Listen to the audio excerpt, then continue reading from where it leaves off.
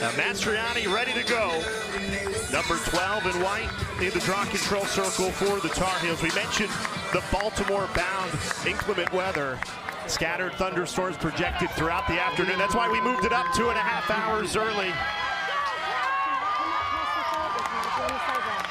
You work hard all season long to get to this moment. North Carolina in white, Jill Girardi in Northwestern in purple. Ready? Make them cheer. And championship weekend is underway here in Baltimore. It's Northwestern that starts with the ball. Just talked about Lauren Gilbert, and she'll set up shop for the Wildcats opening possession.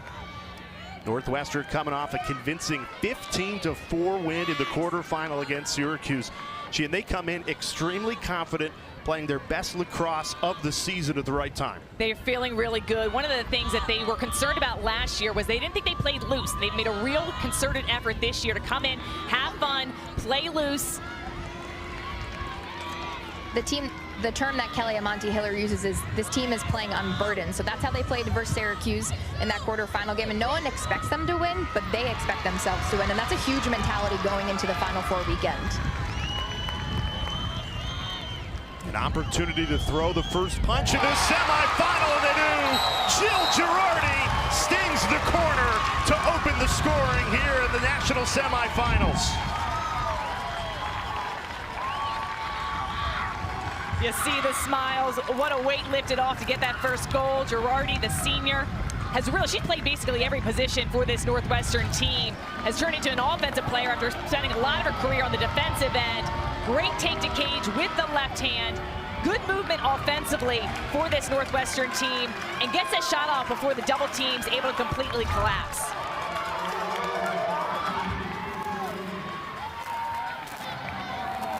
Girardi, who was named a first-team All-American just yesterday, back into the draw control circle. So important to this Wildcats team. Good job. She's dealt with some injuries earlier on this season. Ready? And now playing full strength.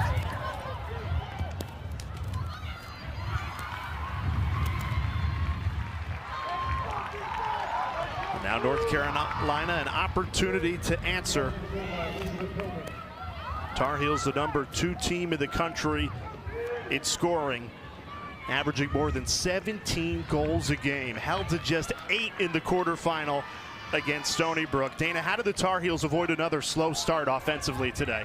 Well, what Stony Brook did really well in that quarterfinal, Jay, is they got in the hands of UNC. So they put the pressure on the ball, and then they played a zone. So if I'm Northwestern, I'm looking at that film, and I'm saying, hey, I'm going to put pressure on the ball, play a zone, and if Carolina wants to beat this type of defense with Northwestern, they have to move the ball, share the ball. The ball moves faster than the personnel do.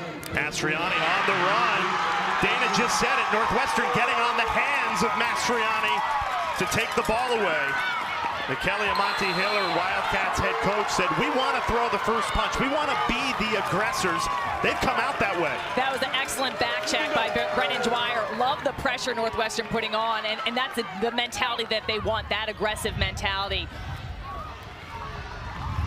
Northwestern also opting to really pressure out on Andy Aldavi, the transfer from Notre Dame, who's been so successful at getting open inside the 8 meter. So watch the next time they're on offense, see how UNC plays her.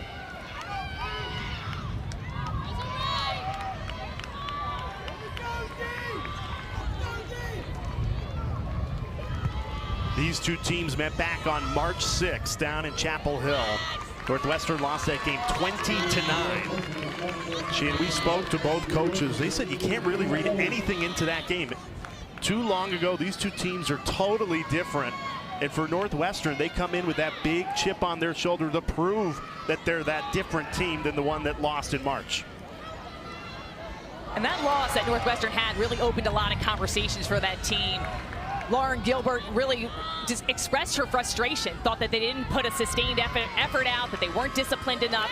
So sometimes those losses, if you can learn from things and take it away, it can be a big series of growth. In an area that they've grown in is sharing the ball. It can't just be Gilbert. Right on cue, Elle Hansen makes it 2-0 Northwestern.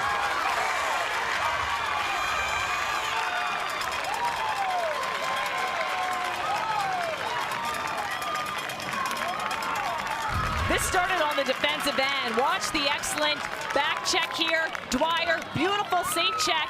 And then the possession control by Jill Girardi to take it downfield. Love the ball movement inside and the ability that Elle Hansen has to catch that ball, bring it across in front of her face, get her stick free, and the finish. Great pass inside. Number 7, Elle Hansen, she didn't play in that first meeting versus North Carolina. She was a little banged up, but that's huge for her to get that goal coming in. And Dana, she's one of the players that when we were talking to Amante Hiller about who stepped up the second half of the season, she mentioned Elle Hansen being one of those role players that's really been playing big. No! Stay still.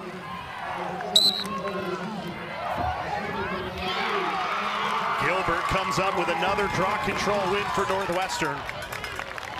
We were speaking with Lauren Gilbert and her teammates yesterday. She said that head coach Kelly Amante Hiller wanted them to take an MMA mentality, showing them clips of MMA fights this week in the lead up to going up against #1 undefeated North Carolina. And they have stepped in to the octagon here at Homewood Field, and they have thrown that first punch.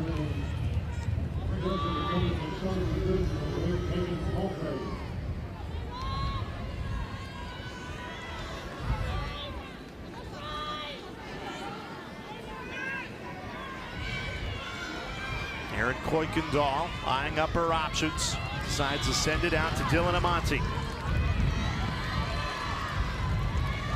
Nowhere to go on Brooklyn Walker-Welsh, the star freshman defender for North Carolina. This is one of the toughest defenses to break down in the country. Northwestern's already done it twice, now they do it a third time. Jill Girardi blazes it past Taylor Moreno. What a start for the Wildcats. Couldn't draw this any better up for Northwestern, scoring in different ways.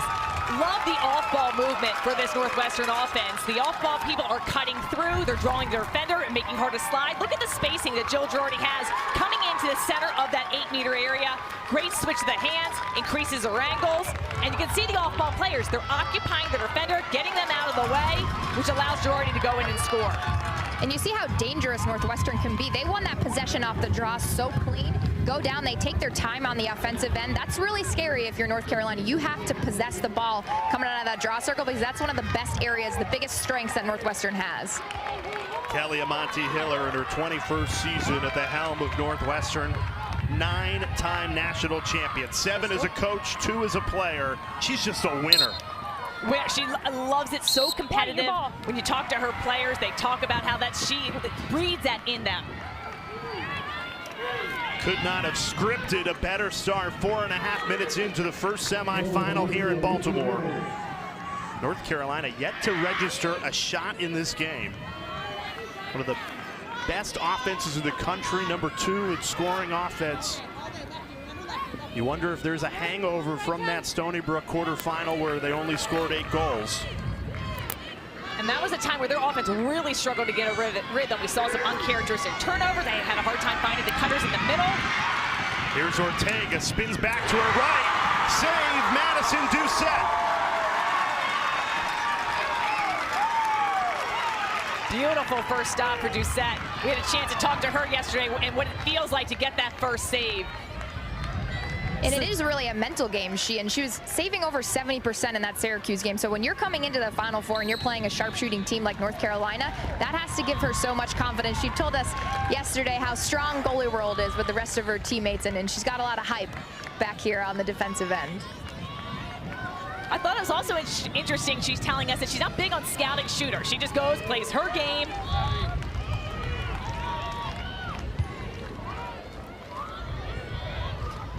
North Carolina known for such great tactical defenses, just solid fundamentals, great 1v1. Where they're having issues is the sliding, and that you have to give credit to Northwestern for creating more space and making those slides longer so it's harder to connect. Here's Samantha Smith trying to spin her way out of the double team. Kuykendall has it. Now she lost it, scooped up by Emily Knowles. She's got plenty of speed. North Carolina has numbers.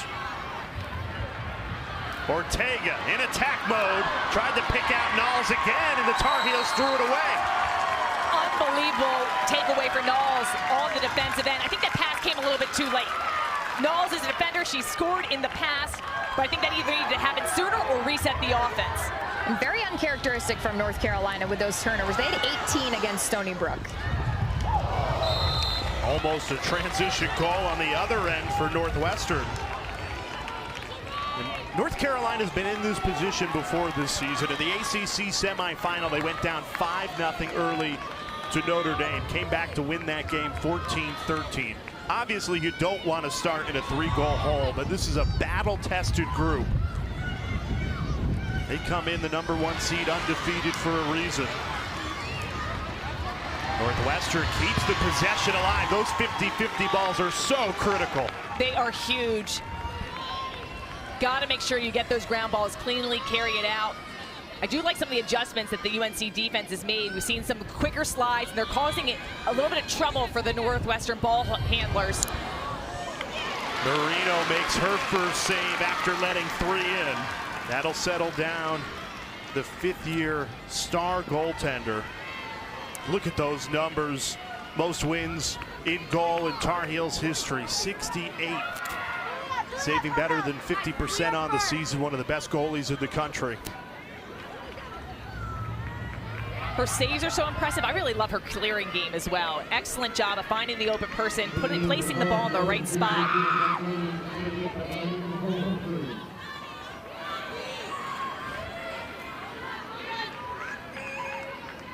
More than midway through this opening quarter, North Carolina still without a goal.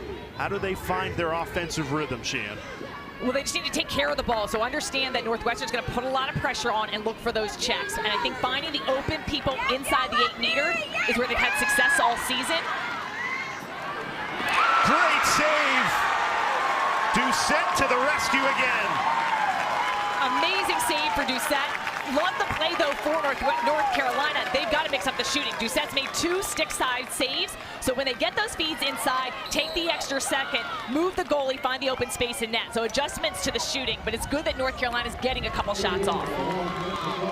Samantha White on the clear, freshman out of Baltimore, 15 minutes away from Homewood Field.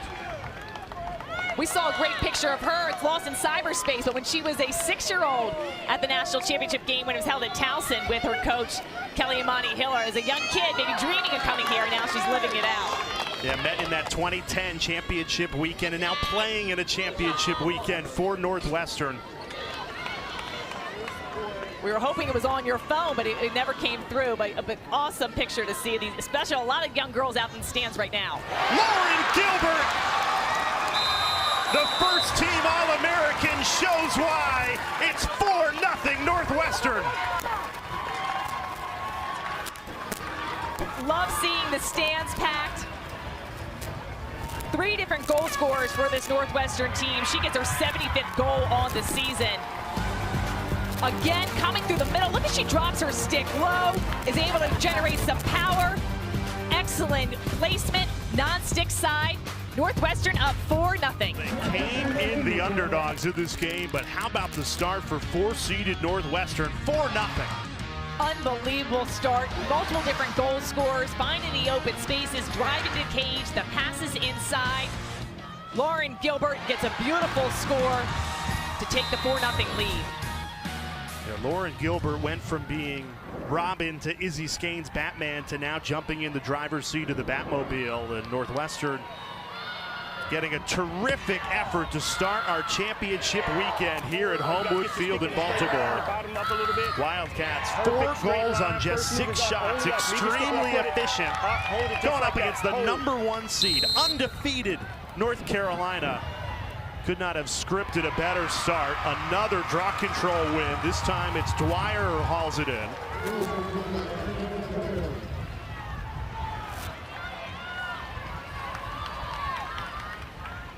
Northwestern's done a good job of winning the draws and then converting on offense.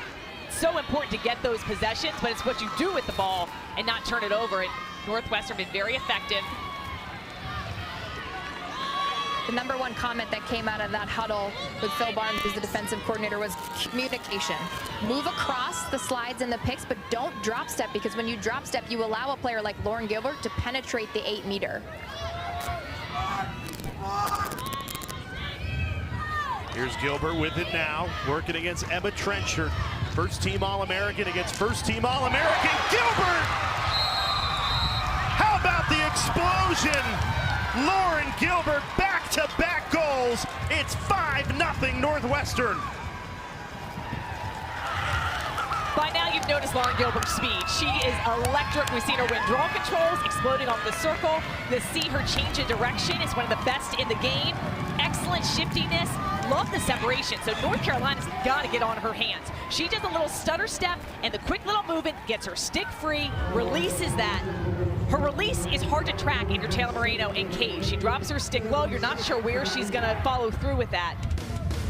And she was a soccer player, in high school, and you can see that short burst of speed is like a forward in soccer, and she's so quick off that first step. She almost didn't want to play lacrosse in college. She was a big soccer player. She did that whole circuit for the club, and I think they're pretty happy she chose lacrosse. And you're looking at where she's coming from. North Oregon, not a huge hotbed for lacrosse at all. And when she started having some success, her dad actually Googled best lacrosse school, and Northwestern came up, and that's when they started sending her to camp, and that's really how she started getting interested in it.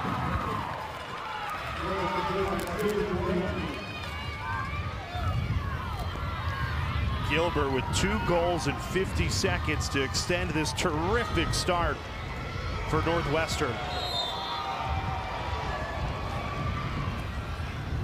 And the possession that Northwestern is having, it's been few and far between that Carolina's been able to have it on their offensive end. The defense in a tough spot right now for Carolina. You want to make sure you put more pressure on. It's clear that they're allowing too much space to Northwestern, but you don't want to overplay and get beat that way. So the communication is key, having the quick slides.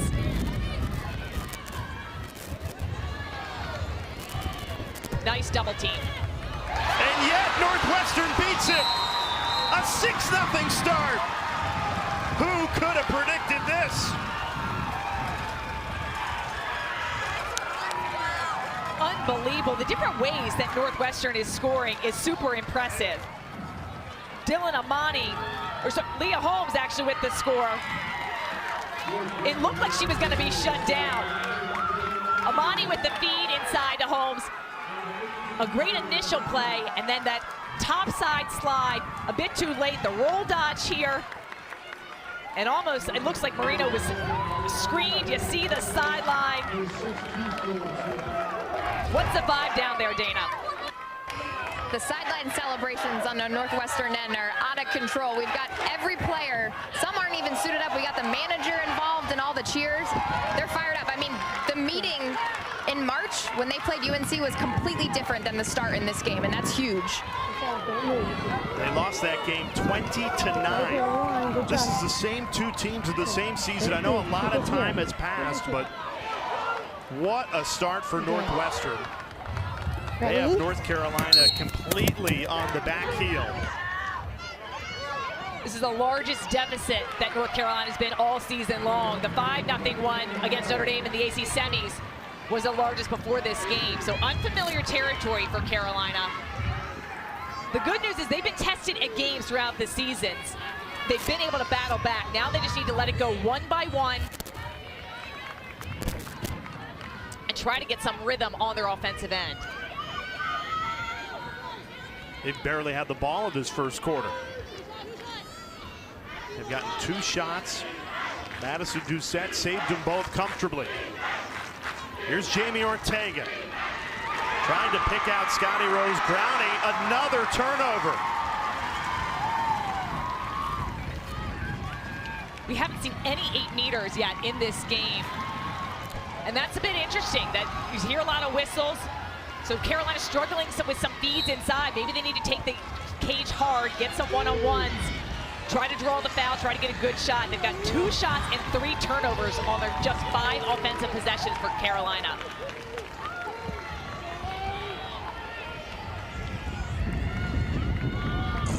Earlier this month, Northwestern lost to the Big Ten semifinals 13-5 to Rutgers. A lot of people wrote off the Wildcats. They didn't. They doubled down on themselves. And they have played great lacrosse, almost a behind the back goal, inches away, hit the pipe. You can see they are playing loose. They're feeling good out there, taking chances, sharing the ball. They beat Syracuse handily, 15-4. They're coming in confident, playing their best lacrosse of the season. It's no surprise to them that they've started out to a 6-0 lead. Certainly surprised the Tar Heels and many fans across the country. Moreno, another save. She's trying to get going. You mentioned it, Chia. This is a position that North Carolina is just not accustomed to being in. They're undefeated, 20-0. And yet you find yourself down 6-0 in a semifinal.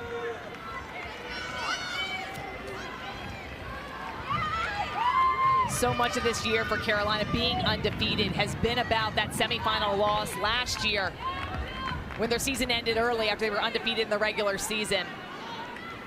They haven't forgotten that pain. So you know that you want to make sure that they have to find balance for finding the fight and heart in this game. Okay, that was a lightning whistle.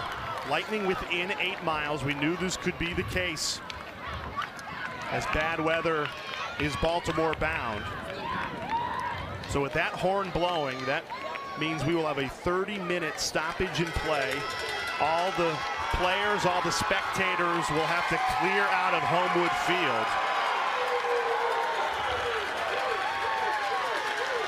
This might be the best thing that happens for Carolina. I've worked a lot of games with weather delays, and it's amazing how the momentum can shift.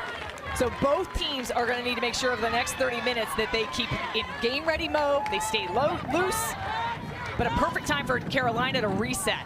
And on the other side for Northwestern, you're thinking, we want to keep playing, we want to ride this wave while we have all the momentum. And it'll be interesting, too, the strategy. So we talked to the coaches yesterday, and some want bikes in the locker room, some will just chill out, listen to music. So on the flip side of this lightning delay, we'll have to chat with the coaches and see what they did to keep their team motivated and focused during the break.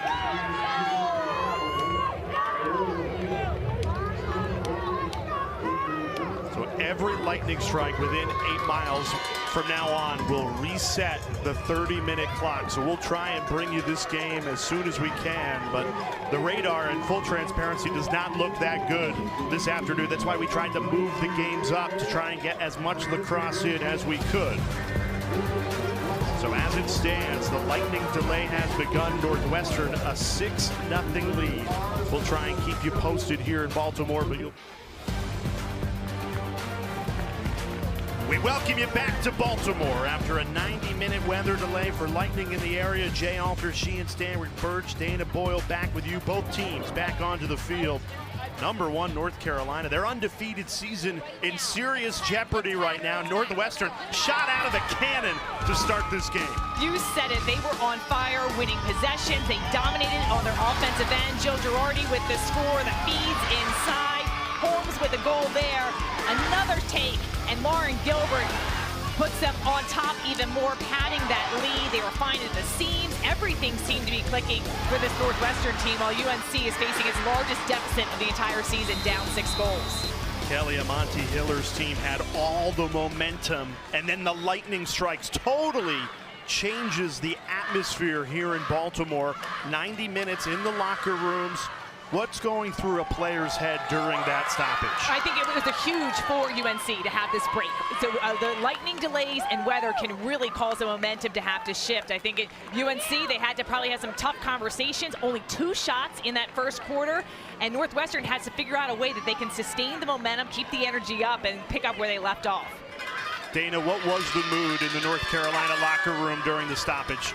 It's interesting to hear the dynamic from either of the teams, but for UNC, they had some heart-to-heart conversations. Sheehan alluded to it, and that was necessary. I did find out that both teams had prevalent snacks, but on the Northwestern end, they were having dance parties in the locker room. They were having a good time keeping the energy up, so it's interesting to see how each team chose to spend that weather delay. Is it hard to keep that energy up for an hour and a half, Sheehan, even though you're leading this game 6-0? It is, because it's a fine balance. You don't want to expend too much energy, so you want to make sure you manage the emotions, but it is a long delay. Keep everyone up. Don't want to get too sedentary. So a fine balance, but it'll be a very interesting restart right now. I've marked the weather delay because usually this can be a turning point in the game. So Northwestern with all the momentum. We'll see if UNC can change things up at the end of this first quarter. North Carolina with the ball, trailing by 6, largest deficit the undefeated #1 North Carolina Tar Heels have faced all season. A little more than a minute left on the first quarter clock. You get the feeling a goal to start this restart would do wonders for this Tar Heels team. Here's Wurzburger, barely touched it in the first quarter. Passes off to Ortega.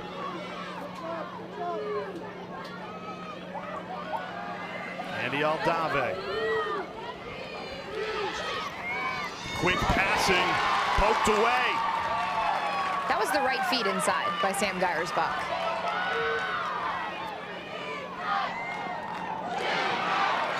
Hillman has it. Quick to get it to Wurzburger. Back up to Ortega, goes high. 8 seconds left on the shot clock. A little more than 20 left in the quarter.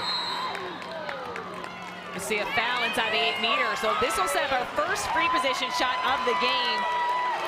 A lot of attempts here for UNC. Andy Aldave will be put on that 8 meter.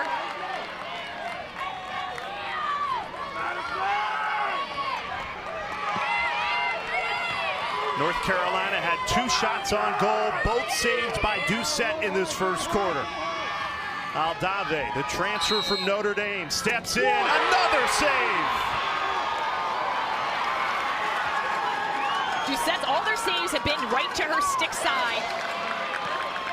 Great play here by Hillman, getting the ground ball.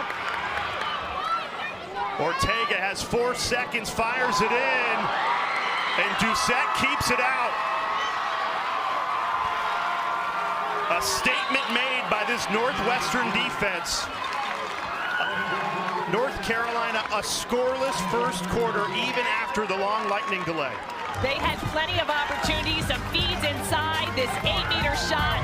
Doucette and Northwestern stand strong.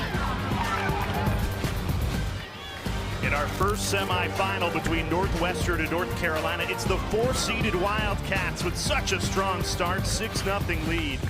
First quarter took 2 hours to play because of a weather delay. Sheehan, you look at the championship pedigree of these 4 finalists. Since 2005, these 4 teams have combined for 15 of the last 16 titles. These are the perennial powers of the sport. And these are my dinner party question answers. When I go to a party and they say, oh, women's lacrosse, who's good? I'm going to mention these 4 teams and talk about their dominance. It's been amazing, the success. And I think once a team is able to win that championship, it breeds a different type of culture that they know how to win and they expect to win.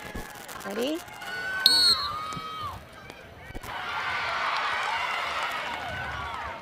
Now the team coming into this championship weekend that was most likely to win was the #1 seed, North Carolina, the lone undefeated team of the field.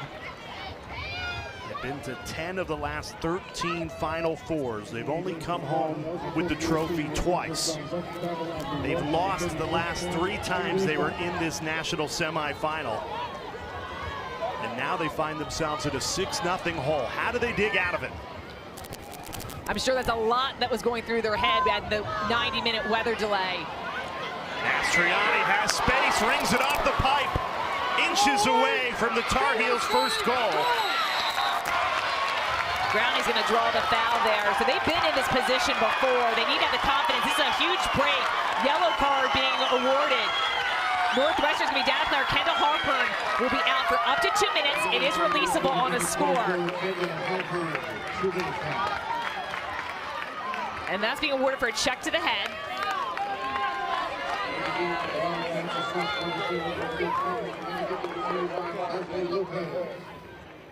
UNC has to fight through the doubts of their semifinal performance, which you want to make sure that those thoughts didn't creep into their head in that delay, to understand they've been tested throughout the season and they've had so much success in depth.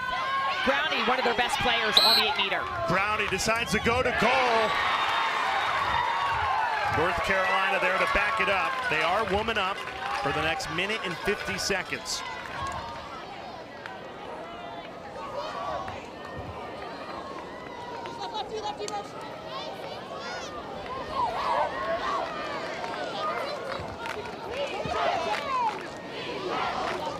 Aldave calling for it.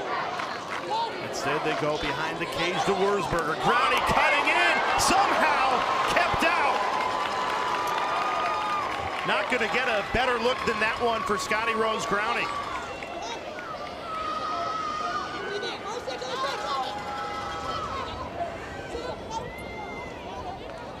Ortega on the doorstep, and finally North Carolina connects.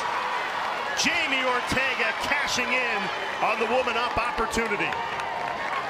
This has to feel good right now for this Tar Heel team. A much needed goal. They're getting some good looks inside. See her numbers. They're second all time in NCAA history, the active leader in points. Beautiful pass inside. Love how Ortega took that left hand, a little spin move in.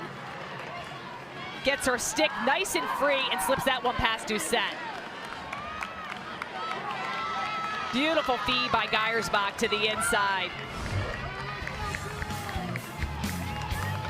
Look at Jamie Ortega, fifth-year player, five-time All-American, ACC all-time points leader, and two-time Tuaraton Award finalist last year and this year.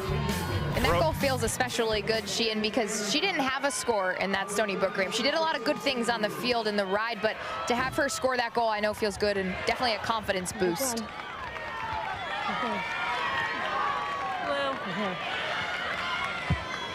Don't move. You're good. Stop moving. Ready? Love getting to listen in to the draw between Girardi and Mastriani. Those two have battled all afternoon long. Northwestern comes up with this one. Samantha Smith goes flying. No card. It'll be Northwestern ball trying to protect this 5-goal lead. And that UNC score would release a yellow card, so teams back to even strength.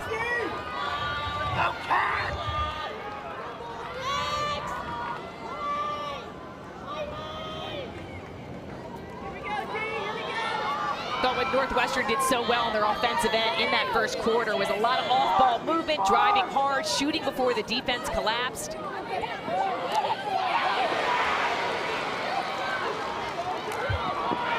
Great defensive effort by Elizabeth Hillman. She'll cause that turnover, 2 checks, and forces out to the boundary. It was Northwestern who came out of this game with so much aggression. Now, they threw the first punch. It feels like after the lightning delay, it's North Carolina that has been the aggressor. And North Carolina had 4 shots the entire first quarter, already 4 shots in this second quarter, 3 minutes into it.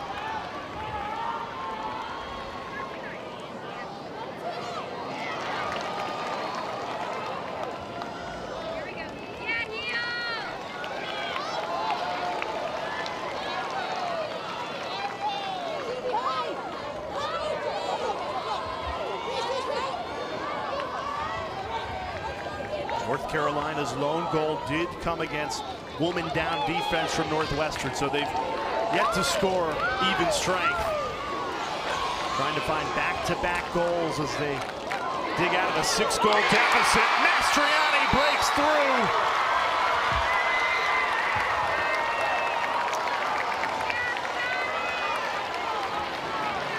Mastriani, a USA team player, ACC midfielder of the year, gets her 44th goal this season. UNC seems to be shooting different in this second quarter, not into the stick side of Doucette. Nice flip pass here for Ortega to Mastriani. Beautiful job with the little fancy footwork, gets her stick free, and great placement non-stick side.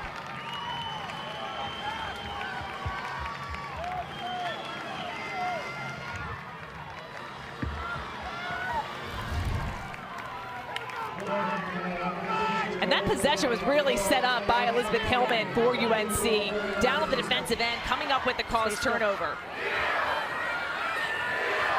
Ready? Stay still.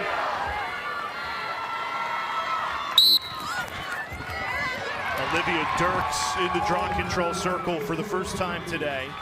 No luck against Jill Girardi. She's done a really nice job controlling the circle, has scored 2 goals as well.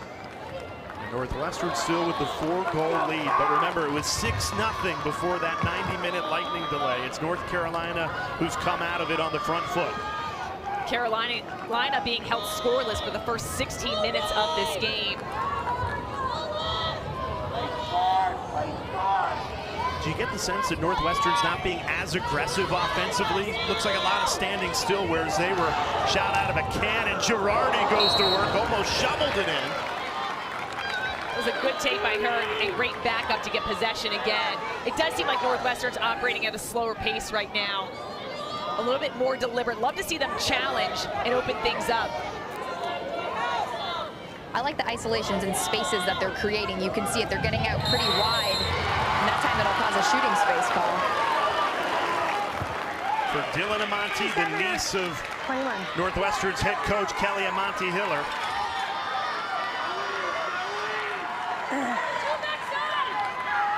Hey, your foot needs to be behind on that line or behind. Behind. White. Behind. You can't go over the orange. I mean the black line. Same thing, White. Step out. Everybody's set. Amante passes out of the 8-meter opportunity. Great job. I love that decision making there. Didn't look like a great angle for Amante. She passes out of it. Now Dwyer is able to draw a shooting space foul. Gets herself in a better angle for a right-handed player coming off this hash mark. Dwyer one-on-one with Moreno. White. 4 meters. White. White. 4 meters. You're here and you have behind. And she's behind. Who's behind? 4. Dwyer darts in, rings it off the pipe. Gilbert there to collect the rebound. That pipe shot will reset the shot clock, so a fresh 60. Sheehan, I don't know about you, but I sense a lot more poise from the Northwestern attack. They're a lot more calm, whereas UNC on the flip side seems very rushed. I think UNC knew that they had to score in a hurry and sense of urgency. And Northwestern seems to be taking their time, looking for the right opportunity.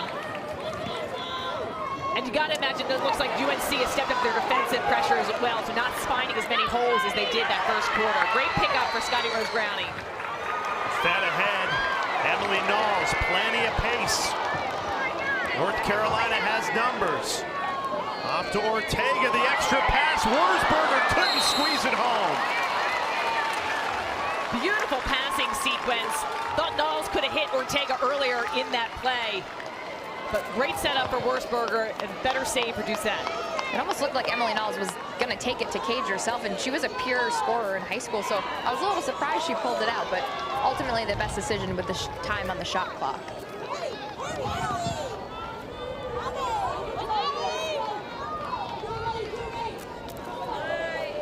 Here's Mastriani. Tewaaraton finalist, back-to-back ACC Midfielder of the Year. Flips it off to Ortega. Has a step. Doucette there to meet it. Great stop, quick clear. Doucette's really feeling it. You can see her having a hot start. And I think a lot of that happened because her offense had so much success, which gave her a ton of confidence. She's made some big-time saves against this really potent UNC offense.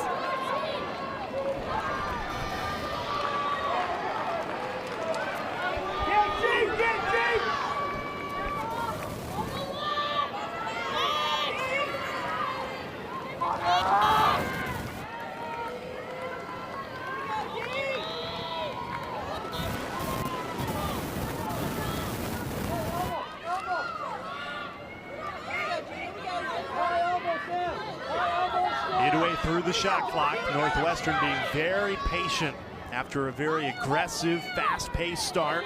Got out to a 6-0 lead. Now going to be called for an illegal screen. Another turnover. Big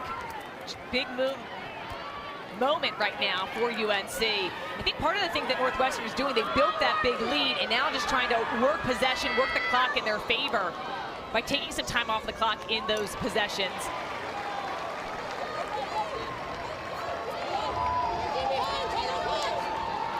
Three turnovers for Northwestern this quarter.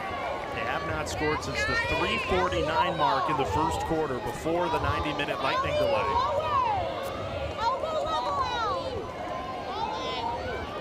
It's allowed North Carolina to claw back in this game. Tar Heels have scored back-to-back goals, looking for more.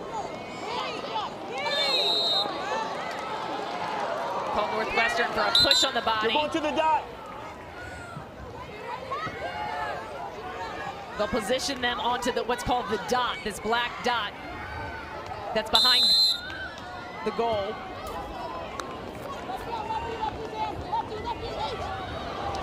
Bach weaving her way in. Doucette makes another save. Brownie scoops it up. Shot clock resets to 60. 5 saves now for Madison Doucette. Defense in front of her failed to scoop it up and clear it though. Gives North Carolina another opportunity.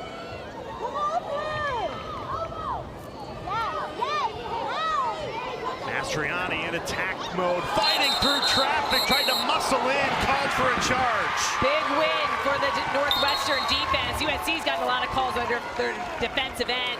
Mastriani, I think, trying to make something happen with her footwork, but Northwestern able to hold defensive positioning.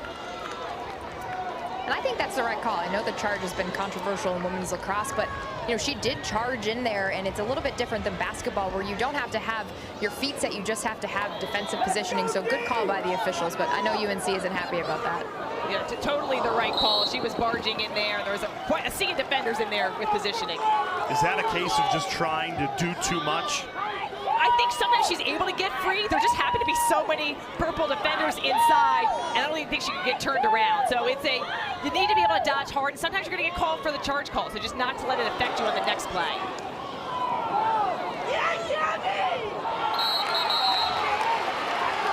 Late whistle comes in. You're going behind number 4. Ball is here. You're going behind number 4. You're going behind. See the official saying. So check towards the head and this way.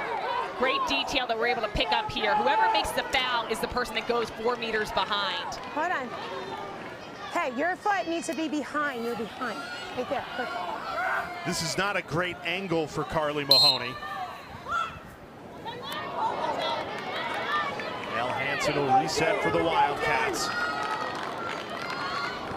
Have not scored in nearly 14 minutes. 3 turnovers, 0 of 5 shooting. Lauren Gilbert trying to change that. Such a quick first step. 2 goals in the first quarter to lead Northwestern.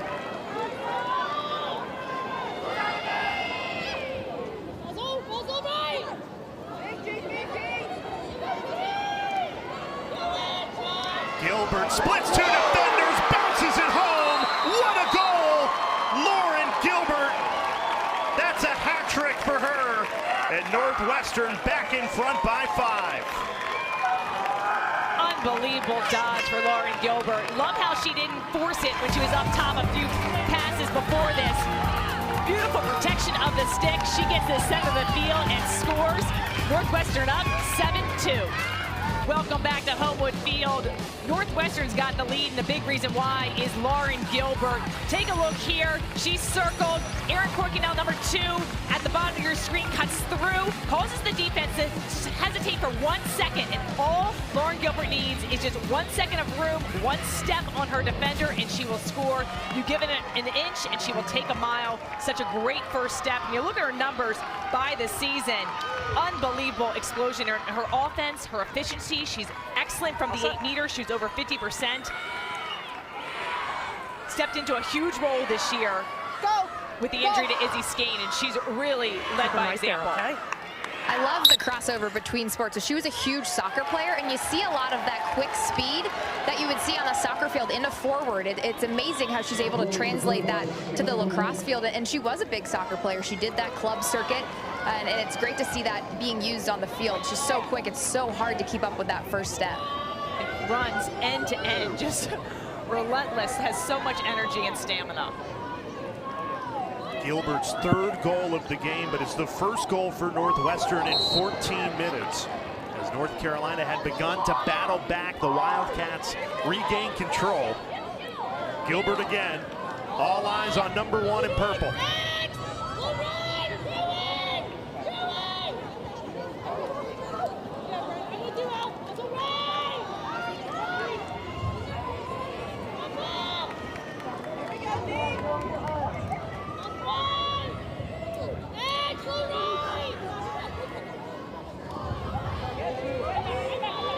Kuykendall with 30 left on the shot clock.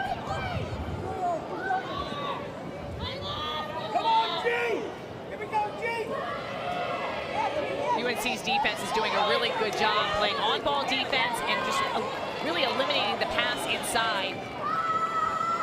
Here's Girardi, 2 goals to her name today. Curling around the cage, 7 seconds to shoot. Darts in, Moreno closed down the angle. Crease violation, North Carolina ball. When you talk about the crossover between sports, Julia Dorsey, number 4, who's guarding Girardi, also a soccer player. She plays on the UNC women's soccer team, super athletic. She's used primarily on that defensive end for North Carolina. Such a star, so hard to play 2 Division I sports. UNC's had a couple over the years. Very impressive. Our first of 2 semifinals in Baltimore today. Boston College, Maryland coming up on ESPNU right after this one. Northwestern came in the underdogs, but boy, blew North Carolina away in that first quarter. 6-0 lead. Tar Heels trying to dig out of the largest deficit they've faced all season. Brownie, a unique angle to no effect. Andy Aldave, she's been quiet, had 3 goals in that close quarterfinal against Stony Brook. This is Sam Geiersbach, feeds it in, trying to do a quick stick Mastriani. Didn't get the timing right, it'll be Northwestern ball.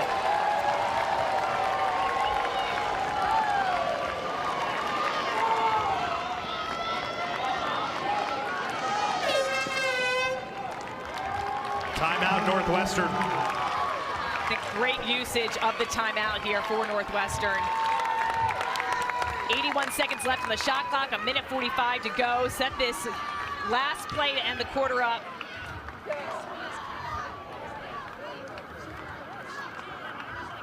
Kelly Amante Hiller's team has been in total control for this first half, even through a 90-minute lightning delay. Coming up at halftime, we have a live sound on. Tari and Amari are here in Baltimore, as well as Mike Corey. They'll recap what's been an exciting first half. I'd say an unpredictable first half. I think so. It's really unpredictable start. The 6-0 run that Northwestern had, limiting North Carolina just a couple shots.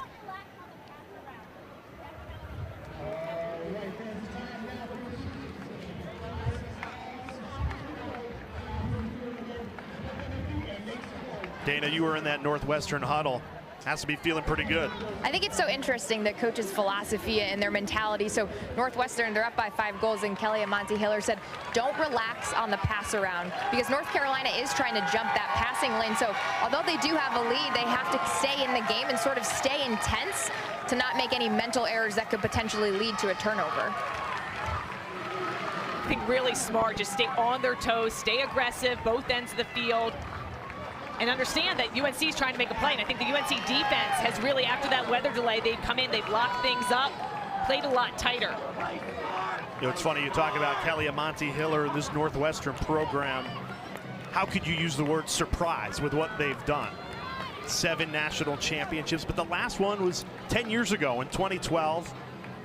They went 4 years missing championship weekend from 2015 to 2018. She's had to rebuild this thing. They've gotten to the Final Four now for a 3rd straight year, looking to get over that hump again and win an 8th national championship. I think one of the things I like about all 4 of these teams is they each tried to embrace that underdog mentality. They tried to all sell it to us, that they all felt like the underdog, and Northwestern players telling us that they're the number 4 seed. They don't think anyone believes they can win. They want to go out and prove it. And just kind of playing with that chip on their shoulder. UNC taking the other route, even though they're undefeated, that they think that they haven't won the semifinal game the last few years, and they want to show and get over that hump. Yeah, if the result holds, this would be 4 straight semifinal losses for North Carolina. And in back-to-back years, it would be for a team that was the number 1 seed and undefeated headed into championship weekend. What a takeaway. I think they're going to call that a hold on Ali Mastriani. So that's just that the stick check wasn't quick, a quick check and release. She just held on a little bit longer. Take another look. So watch this. So it's not a matter of safety. Just watch. She just holds on a little bit too long. Almost looks like it gets hooked a bit. So that's the foul.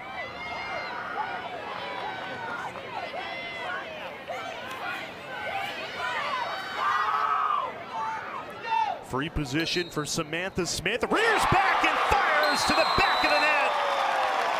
The freshman cashes in on the 8-meter to make it 8-2 Northwestern.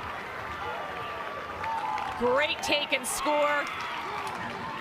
Samantha Smith, the quarterfinal for Syracuse. She had 2 goals. She's coming off a big game with a big score. A couple different techniques that people use coming off the 8-meter. Some like to run it in, some like to step and finish. You can see Moreno, she hits the turf, goes down low. And Smith's able to fire that one right stick side in that hip level. You kind of gets very tough for goalies to make those hip level shots. They don't really know where to move their arms. You go underneath, you go over. It looks like Moreno thought that was going down low.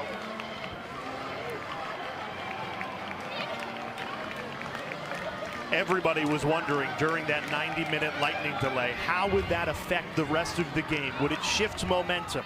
Northwestern went in with a 6-goal lead. Right now, it's still a 6-goal lead. Line, the first move is up. Sticks in a straight line, the first move is up.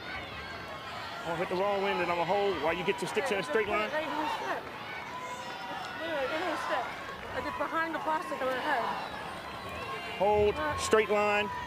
First move is up, hold, hold. AP, White!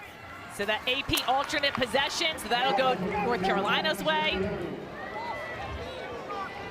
So he could not tell who had the infraction there. The ball did not go above their shoulder. So if you can't tell, it goes to alternate possession.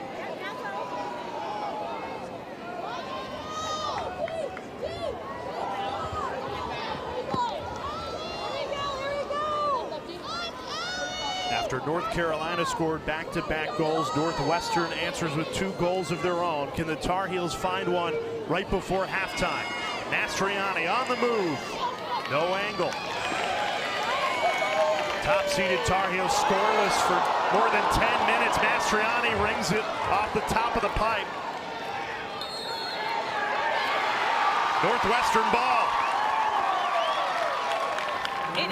They are making UNC work so hard to get their shots off, to get a score. We've seen a couple pipes. Beautiful job by Samantha White running that out, getting the ground ball, but another great play for Emily Knowles. Knowles has to go full field in 5 seconds, can't do it. No doubt about it. Northwestern dominant in that first half. They'll take an 8-2 lead into the locker room.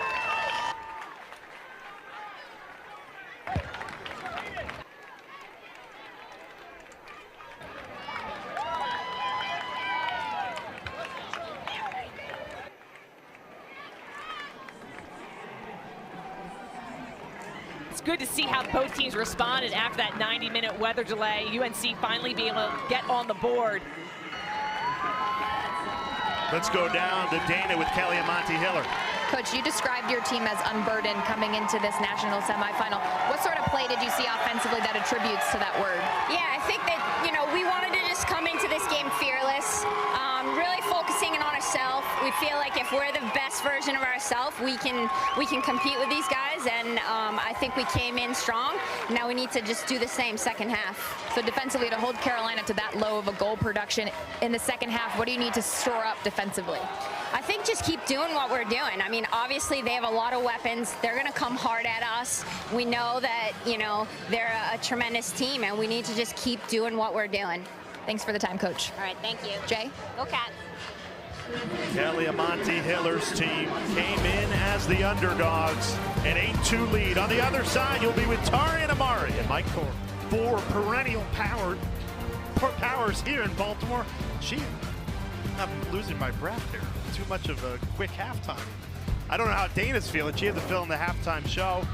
Sorry about that. Here we go. Ready to roll. Half number 2. She and Stanley Birch. Dana Boyle down on the sidelines. Hopefully doesn't have a coughing attack like I did. I was waiting for the choking sign. I was going to help you out. I know. Heimlich if needed. For Northwestern, look, you just used the word choke. You don't want to call it a choke, but they came in the #1 seed, undefeated. They're on the back foot. They're in trouble right now. What impressed you most about how Northwestern went about their business in the first half? I think just the possession after possession. They were relentless. They'd win the draw. They'd go down and score. They were so efficient, and they limited North Carolina to 4 shots, which is amazing in that first quarter. The good news is for North Carolina is that North Carolina, after only having 4 shots that first quarter, they had 11 shots in the second quarter. Now they're shooting 2 of 15, which is well below their season average. They want to be shooting above 50%. So they're getting opportunities. They just need to convert on that. Put it right there. Keep your stick straight. Keep your stick straight. Don't move. Hold it just like I got it. Don't move, White. hold. First move is up, only up, hold, hold. Back underway in the second half. Mastriani wins the draw to herself. Tried to scoop and score. See, North Carolina's picked up the pace since falling down 6-0. They are looking to score in a hurry. There's a sense of urgency there for the top-seeded Tar Heels. Dana, what did you hear from head coach Jenny Levy at the half? You hit the nail on the head, Jay. It's that urgency, and Jenny Levy's been preaching all season long. We love a challenge, whether it's weather, whether it's physical, whether it's the other team, and this is a challenge, and they're in that spot, and they really just need to shoot better, is what she told me. We're getting the looks, but we're hitting too many pipes, and you saw that off of Ali Mastriani's shot. Ortega denied by Doucette. That's now 6 saves for Madison Doucette. She's really set the tone in this game. It feels like so many more because some of the shots that she's saving would normally be automatic UNC goals. They're great looks on cage, good angles, and she's just stealing those. And a good part of that is the defense that's playing in front of her. We haven't really talked about Ali Palermo, but they're rattling the UNC defense by getting in their hands. Great pass, Mastriani the finish. Feed from Jamie Ortega. Great start to this second half for #1 North Carolina. The two Tewaaraton finalists, Ortega and Mastriani, connect on that. Mastriani started that possession, winning that draw control. And here's the feed inside. I like how Mastriani took that pass on the run. Beautiful vision here. And then 1 extra second, she sees the space and gets it past the strong goalie of Madison Doucette. Look at Ali Mastriani here. Martinsville, New Jersey, 2-time first-team All-ACC. One of the 5 Tewaaraton finalists and All-American. Unbelievable talent end-to-end. Does so much. A lot of times she's taking the draw control. Right now she's lined up on the circle. UNC will mix things up. Okay, I got it. Keep your sticks in a straight line. She really your is that to be in a straight line. quintessential midfielder. She, and we talk about it all the time. Two-way midi, two-way midi. First She is. She move is plays up. Don't both ends of the move. ball Hold. really well, and for her to get that score off that draw is huge. And I know that's how Jenny Levy really wanted to start this second half. Much need to score. You need both those players involved. I mean, one of the strengths of UNC is their depth, that they have so many people that can step up and score.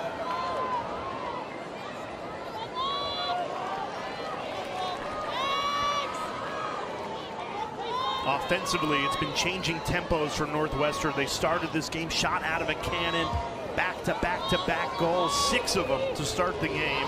Then they settled into a slower tempo, controlled the game, responded with 2 goals after North Carolina scored 2 in a row.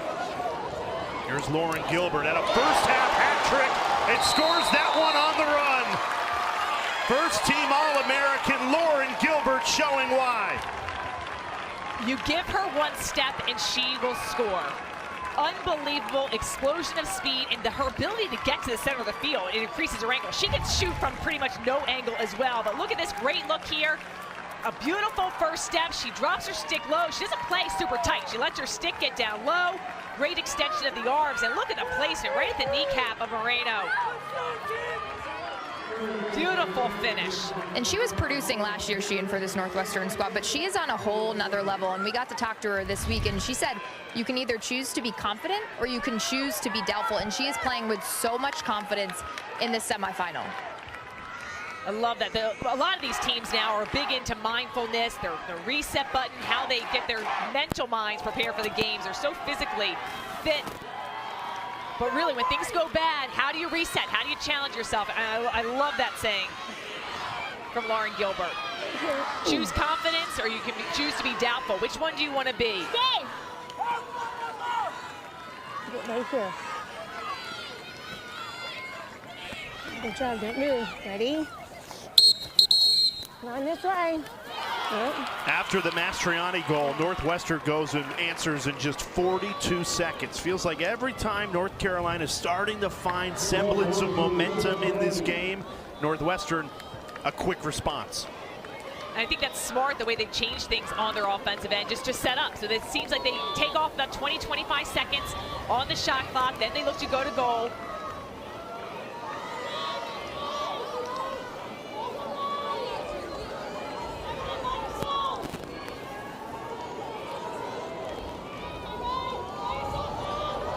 Gilbert on the move. 4 goals to her name, passing off Kuykendall. Backs out of a double team. On the doorstep, that's a charge. Another good call, I think the right call. Getting those charge calls as a defense. There's so many whistles in the game of women's lacrosse, and it's a huge boost to the defense when you get awarded possession.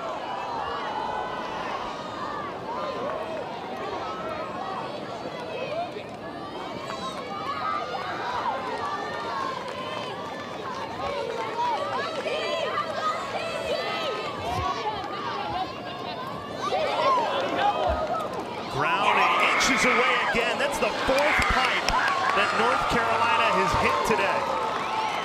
Wow. And that's frustrating if you're UNC, because it's not like they're not getting the looks. They just can't finish. Ali Mastriani with 2 of the 3 goals, Ortega with the other one.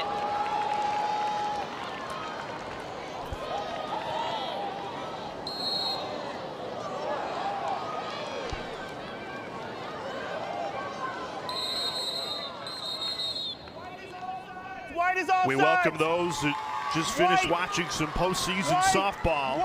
White. We're here at Homewood Field in Baltimore. Jay Alter, Sheehan Stanley Birch, Wait Dana for the Boyle whistle. down on the Wait sidelines. for the whistle. We've got the officials mic'd up, which has been awesome all afternoon long. This is the first of 2 semifinals. Boston College and Maryland coming up here. And an upset is brewing. Number 1 North Carolina, an undefeated regular season, 20-0. Trailing by 6, largest deficit they faced all year long. Northwestern with all the momentum, looking for more. Kuykendall delivers. Aaron Kuykendall unleashes a flamethrower, and it's 10-3 Northwestern. What a score from Aaron Kuykendall. Looked like she was trying to draw the shooting space, but she found the seam. Great look, 45th goal this season. She's more of the assister for this Northwestern team. Gets the flip pass. Beautiful angle here, and you can just see the dejection in Taylor Moreno. Following that shot in, it pings off the post. Coaching staff's gotta love that.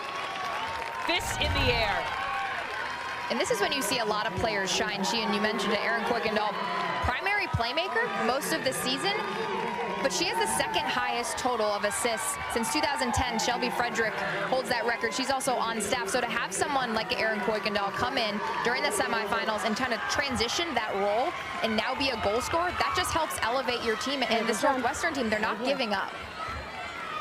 Kelly Hiller, Dana, had likened Kuykendall to Hannah Nielsen, or said she had reminded her of her, which is high praise. Now the Michigan coach, Nielsen, was an unbelievable player during the Northwestern's championship run. Great vision. Love that too. So to be compared to Shelby Fredericks with the assisting numbers and Hannah Nielsen, 2 Northwestern greats. That's a microcosm for the game right now. A 50-50 ball. It goes Northwestern's way.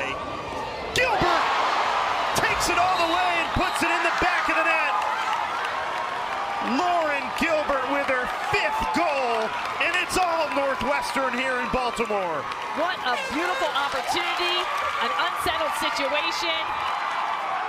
The fans loving it, still so much time to go, but Northwestern putting their stamp on this first semifinal game.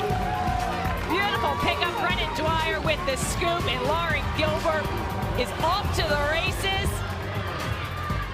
Unbelievable job, once again gets to the center.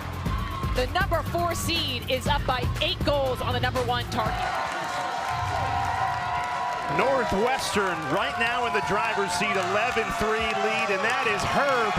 He is the loudest and proudest Northwestern fan here in Baltimore. Kelly Amante Hiller said, back before we were winning national championships, Herb believed in this program.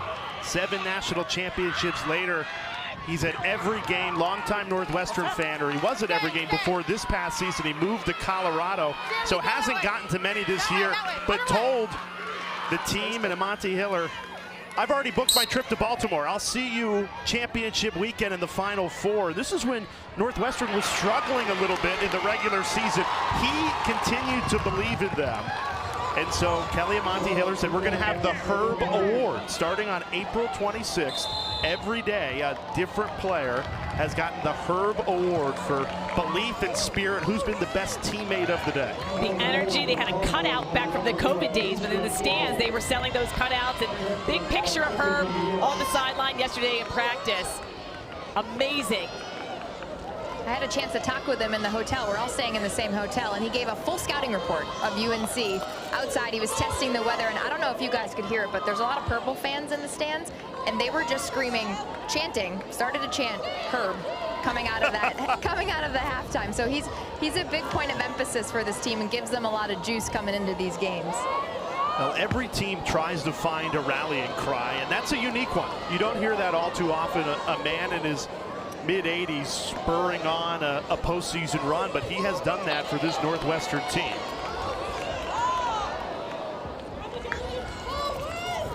North Carolina has made a goalie change. Taylor Moreno, who's been a model of consistency all season, is out. Alicia Nicholas is in. And North Carolina comes up with a takeaway. Olivia Dirks, the transfer from Penn State. That's a huge cause turnover. Good job, Nicholas, maintaining possession right there.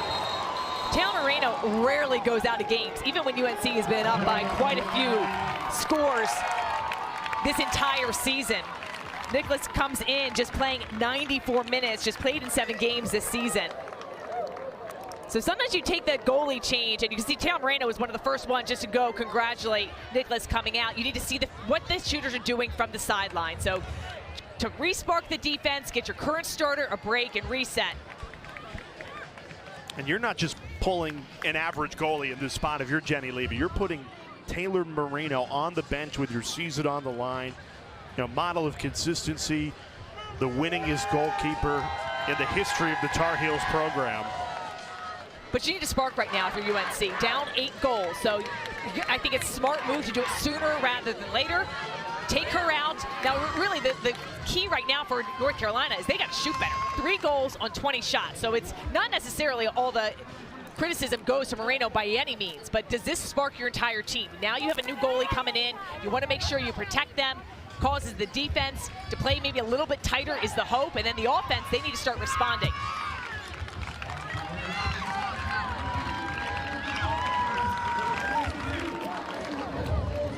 Jenny Levy's team with their backs against the wall. They have been so good in the regular season, not just this year, but last year on a 40-game win streak in the regular season. But they get into the semifinal, and it's fallen apart in years past. They've lost 3 national semifinals in a row. This would make 4 in a row. Is it a mentality thing? I don't think so. I mean, I think everyone, other team, there's a target on this Tar Heel team's back all season long. Yes. They're undefeated. The performance today is where we see them struggle like we've not seen them throughout this year. We saw a ton of their games this season. Ready? At times, it's been hard for them to get any good looks on cage, and then when they have, just excellent saves by Doucette, or they've hit the pipe. And you have to wonder if some of that is reflecting off of that tight game that they played against Stony Brook, maybe a little rattled. It's not that they don't play a challenging schedule all season. I mean, they play in the ACC, so that's a gauntlet, but you have to think Northwestern did an exceptional job using some of that Stony Brook mentality of getting in the hands of the offense to really rattle the ball carrier. I think the start that Northwestern had was unbelievable. They won those possessions. They went down to get those momentum goals, the 6-0 lead, and then the lightning delay.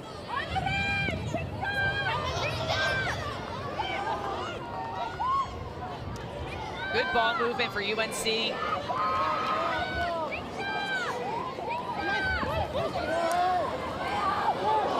Big collision, no call. I don't know how there's not a call. And Scotty Rose Browning is still on the turf. When there's that much contact, usually there's a call one way or the other. At the same time. I had both going in at the same time. Do you need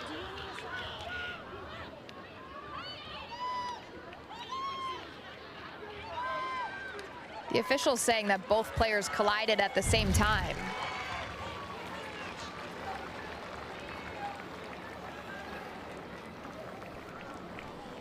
from that angle, it's very hard to tell. I mean, they hit the turf hard, but didn't look like there was an extension of arms. Just really looked like two bodies colliding. It didn't look good. Good news is Brownie is up and moving, still on the field.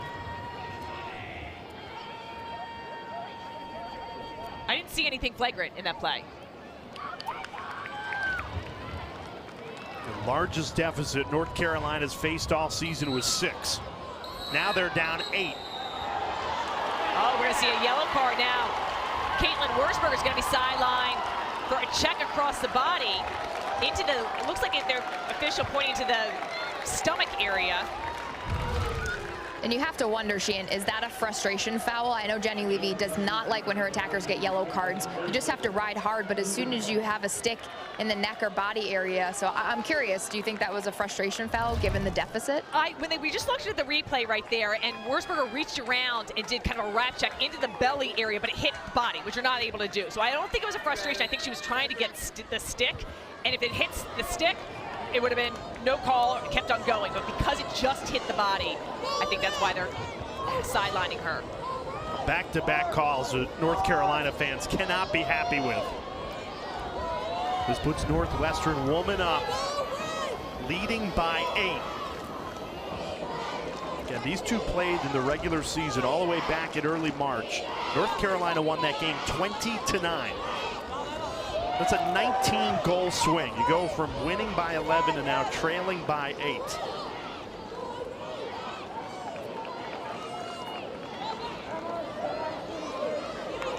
Very patient Northwestern right now. Smart using this penalty time.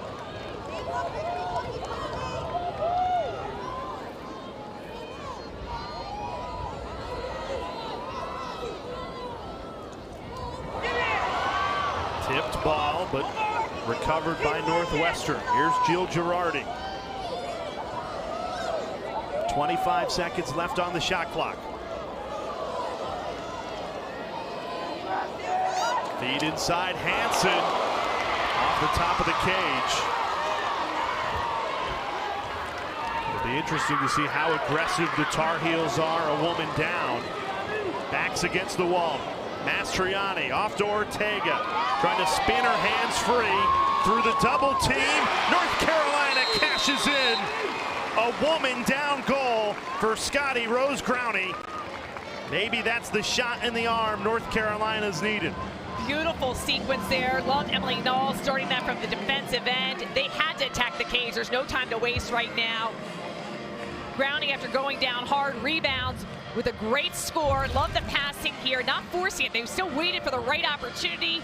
Ortega doesn't see it. She pulls herself out, redodges, gets a double team, and Grounding's wide open down below. You see her put that extra fake inside. It's been hard for them to get a goal, but a beautiful job faking and then delivering with the score.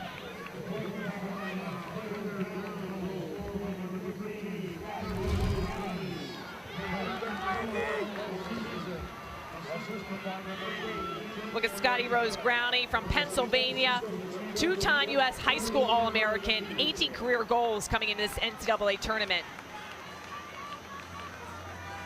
She gets her first score of the game and a much-needed goal. She's the second leading goal scorer for this Carolina team.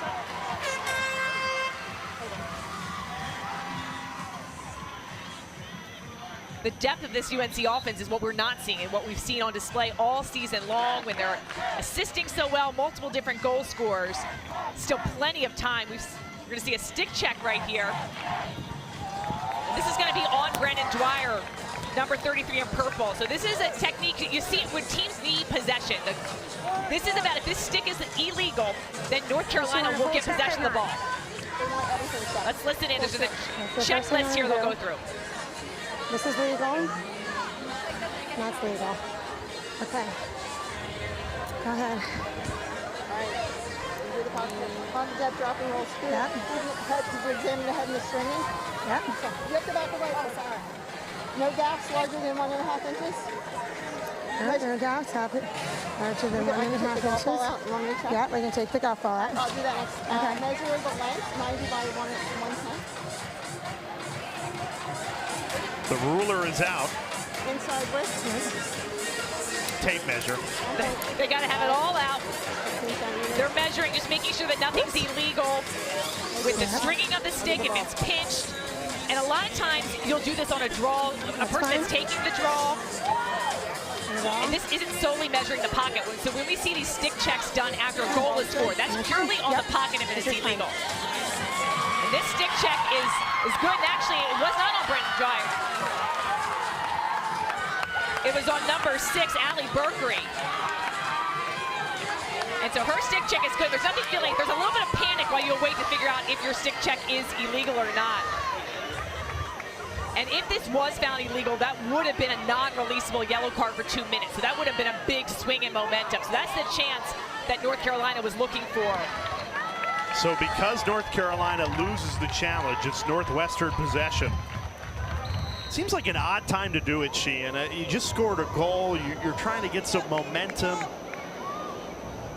If you win the draw, you can start to play some make-it-take-it lacrosse. Now you give the ball right back to Northwestern. And you wonder if they saw maybe something in the stick that they thought that it could be illegal.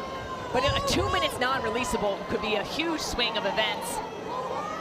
The Wildcats still a woman up for the next 5 seconds, too. Dwyer double-teamed, runs out of it. Back to even strength. Curling around the cage, Elle Hansen delivers.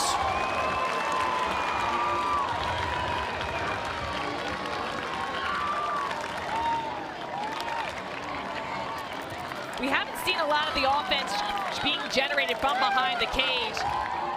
Hansen, the senior, is able to get her 18th goal this season. Kuykendall with the pass, and then look just about a step and a half above goal line extended. And sometimes when you're coming around the crease, you get a little bit anxious and you shoot right into the goalie.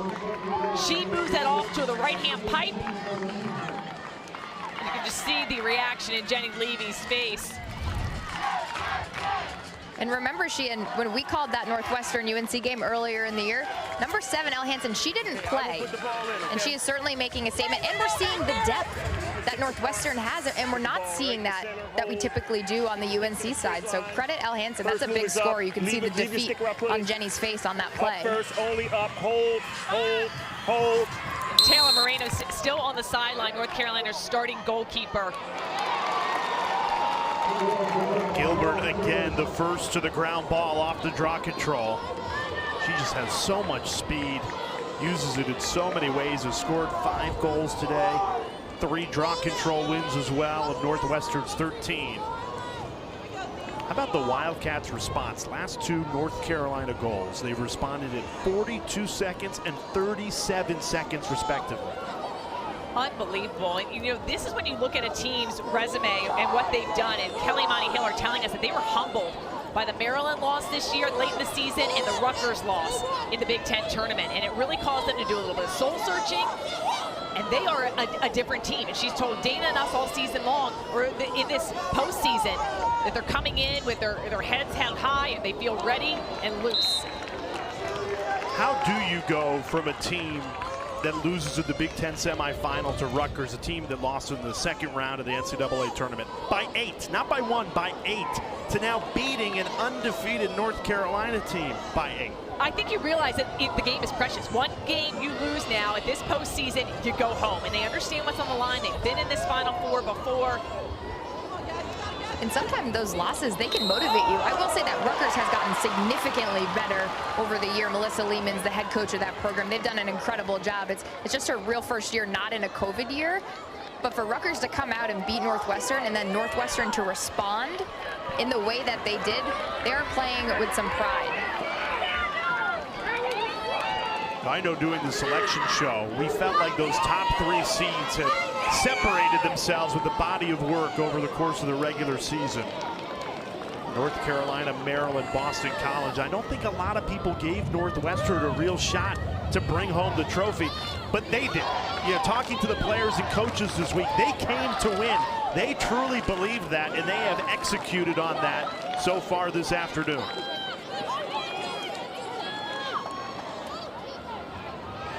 Tar Heels desperate for a goal, trailing by 8. Mastriani in traffic, passes out of it. Geiersbach deflected. Mastriani took a stick to the face. We're going to see, it looks like yellow card, yep, is going to be awarded, check to the head.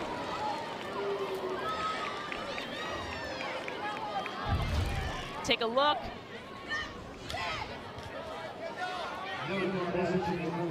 The stick and pull across the whole face, Kendall Halpern. And if this is on number 24, this will be her second yellow card, so she'll be removed from the game. 2 yellow cards, and you have to be removed from the game totally. So it's a 2-minute woman up penalty. It's just Northwestern's second yellow card, so it still is releasable. And it won't affect number 24, Kendall Halperns. It won't affect her eligibility should they beat North Carolina and try to play on Sunday. So interesting note, it's a little bit different than soccer. If you're Mastriani, do you go the goal here? You're woman up for the next 2 minutes, you can pull it out. I think you take the goal. She's one of their best shooters. Dives in too high. Backed up by North Carolina, though. Geiersbach.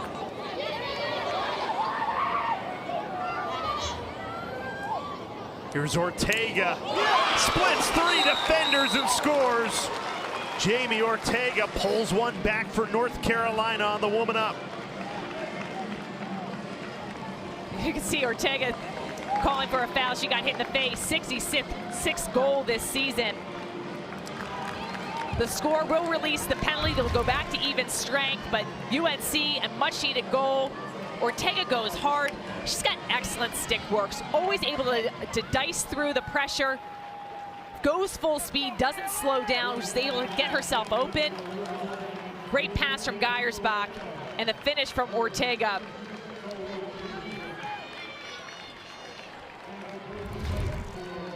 UNC just got to build a little bit of momentum. Every time it seems like things start to go their way, Northwestern seems to have an answer. Back to the circle. UNC's put Andy Aldavi now against Jill Girardi, trying to get the draw control.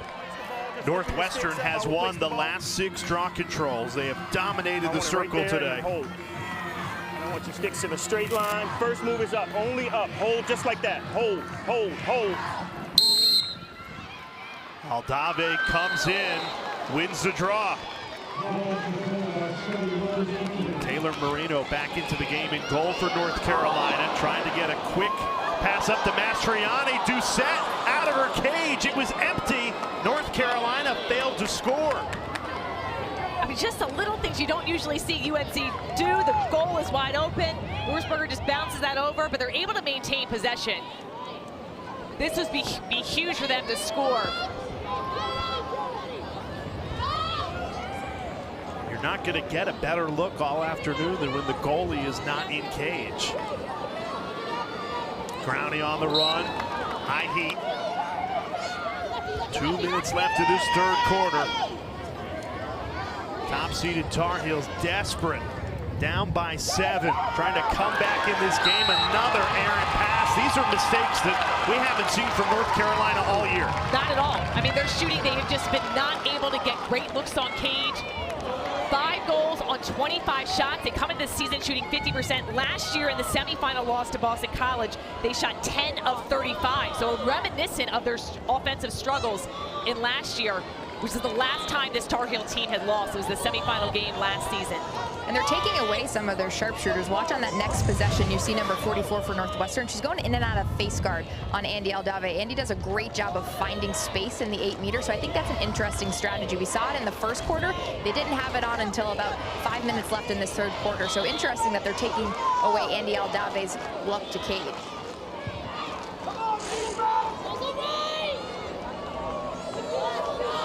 Tar Heels team that has fallen in the last 3 semifinals, 2018, 2019, and 2021. They're going to need a Herculean effort in this 4th quarter to come back from down 7 goals. Northwestern in full control.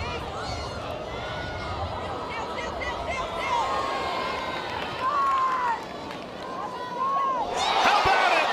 Jill Girardi on the bouncer makes it an 8-goal lead for Northwestern.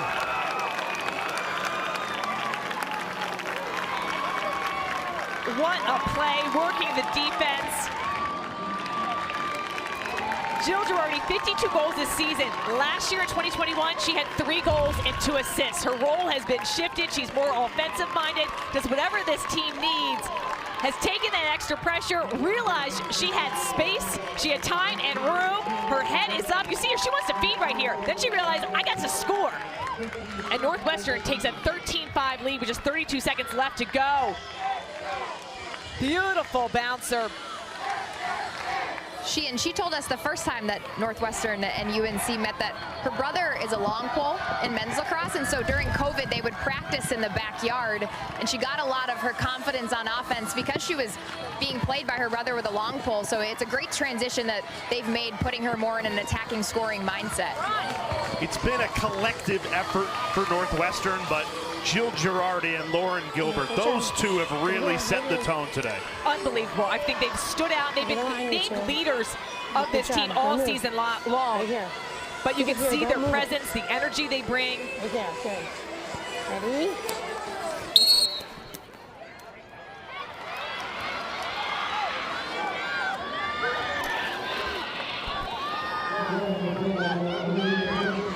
Ortega looking to initiate, make something, anything happen for #1 North Carolina. You look down at the stats as the third quarter is coming to a close. Shots are even, 24 apiece, now 25 for North Carolina. That one finds the back of the net with 6 seconds left of the third quarter. So North Carolina's taken more shots than Northwestern in this game, and yet even with that goal, they trail by 7. Wurzburger finally gets a score in this game. It's her 32nd goal this season. Has led the team in assisting. Geiersbach with the assist on that play. 6 seconds left in the third quarter. I've seen teams take possession on the draw and run down and score. Gotta work quickly. Take a look at Wurzburger behind the cage. Beautiful cut, and then the quick stick finish before the defense is able to get on her hands. Geiersbach's had some nice plays setting up her teammates.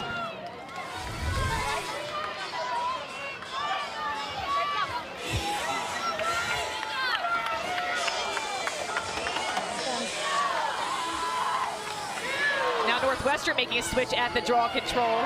Brennan Dwyer will take this one. Dirk scoops it up. 2 seconds left. And we head to the fourth quarter of our first semifinal. The 4-seeded Northwestern Wildcats, 15 minutes away from getting back for the national championship game for the first time in 10 years. What a performance this has been for Northwestern. They've got #1 North Carolina on the ropes. Top-seeded Tar Heels down. 6 lead for the 4-seeded Wildcats. A lot of people in women's lacrosse wrote Northwestern out of this season when they lost Izzy Skane for the year. Missed the entire season, a preseason season-ending ACL injury. She had 98 goals last year, and she was the reason Northwestern got to championship weekend a year ago. So when she went down, everybody said, well, I guess Northwestern's not a contender.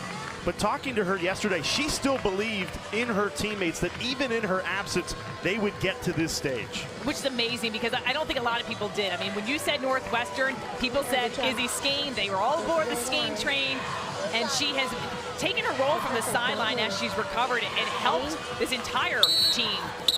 But it's amazing, and it took a long time. We talked to Coach Monty Haler early in the season. She had thought that they adjusted without having Skane in the lineup, but she really recognized it took a while to understand how are they going to adjust when they don't have Izzy Skane that can dodge and score. Yellow card now being issued to Olivia Dirks. Cross-check. You can see the energy of Izzy Skate on the sidelines. And when we talked to her yesterday, what really stood out for me is I asked her, what's an area of growth that you've seen transitioning to this coach role? And she said, traditionally, she's been, I lead by example, but now I have to be a more vocal leadership, and I love it. You can see the Izzy Skate on the sideline asking for the card there. A huge momentum shift right now for Northwestern. They woman up. I think we're looking at a future head coach on the sidelines so of this too. game. She's got an iPad sometimes, so she'll break down the play in real time, and she works tactically with the offense a lot. But she's also the motivator on the sidelines. I mean, she's cleared to run and dodge, and that's a good thing because she's jumping all around on the sidelines. She also told us she's been so impressed with the defense. She's paid a lot more attention to the defense this season, not focused on the offense. As Girardi met by Moreno. And the sideline, too. I think that's a unique when you're injured. You recognize the scout team players, but everyone else's role is. North Carolina in desperation mode. Wurzburger fouled. We saw North Carolina score a woman down goal earlier in this game. Wurzburger gets a foul for the check into the body. North Carolina, the first 3 quarters of this game, only scored 6 goals. They're going to need 7 in this 4th quarter to tie it. Wurzburger denied. Madison Doucette. She has been excellent all afternoon long, and now Northwestern can move back to the woman up.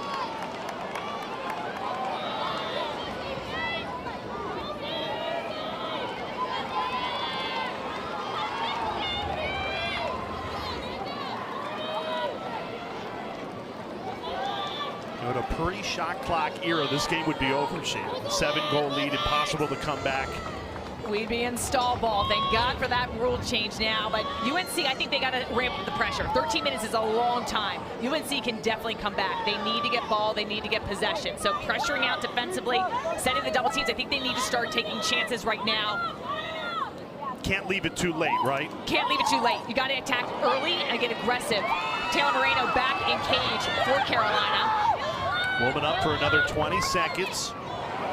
Tipped ball. Brooklyn Walker-Welsh controls it and can start the clear for North Carolina. Tar Heels will be back to even strength. Again, they need 7 goals in the final 12 minutes and 45 seconds of this game just to force overtime. They have only scored 6 today.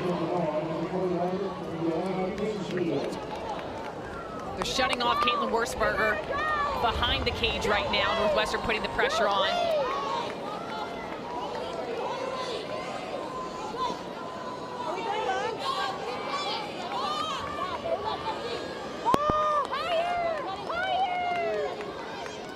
Ortega didn't like the angle, pulls it out. And a mistimed pass. Gonna stay North Carolina away. Northwestern will get called for a push. So Brooklyn Walker-Welch will have possession. Still 30 seconds on the shot clock, so UNC's gonna need to get to work.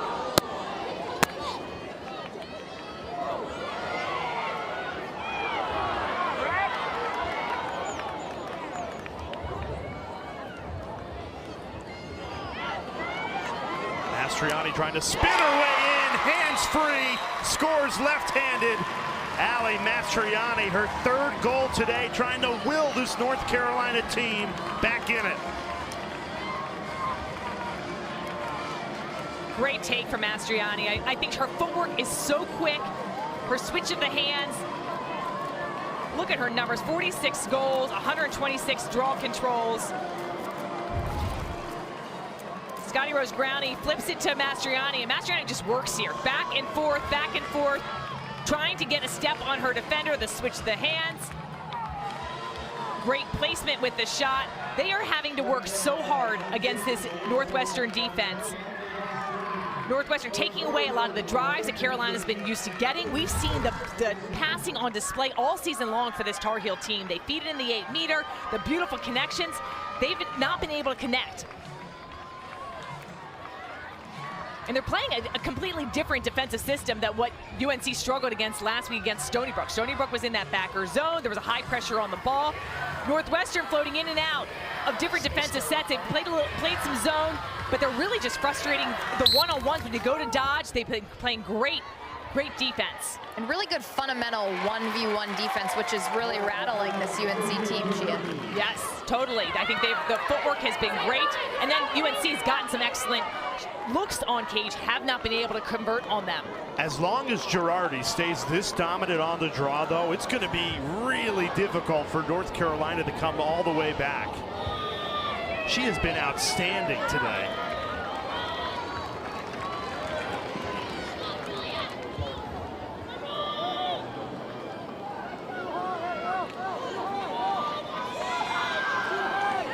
Here's Lauren Gilbert, first-team All-American with 5 goals to her name today.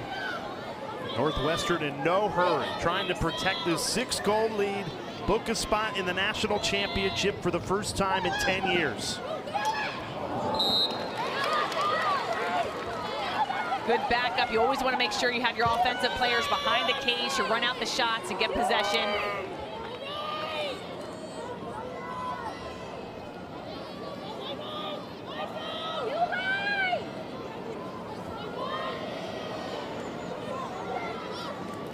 Gilbert, all the attention on her, passes it off. Dylan Amante squeezes it past Taylor Moreno, and Northwestern doubling up #1 North Carolina. Amante just able to control that pass. Her father, Tony, a legend, played in the NHL for 17 seasons. Such an athletic family, Kelly Amante and her siblings. Beautiful pass inside from Gilbert. You see her draw the 3 UNC defenders up at the top. Passes through the traffic. And a great quick fake and finish. And the eruption from the fans. So much energy. I mean, I love that the crowd came back after that 90-minute weather delay. People waiting in their cars, couldn't wait to get back in the stands. Unbelievable environment here.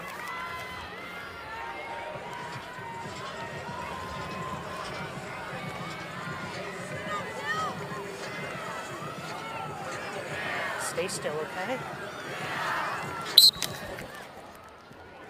You know, for Northwestern, they built such a dynasty, 10 straight Final Fours. During such a stretch, 2005 to 2014. You win 7 national championships in that stretch, and then you kind of go dormant. 4 years in a row, no championship weekend to show for it. Now they've gotten back to this stage the last 3 years.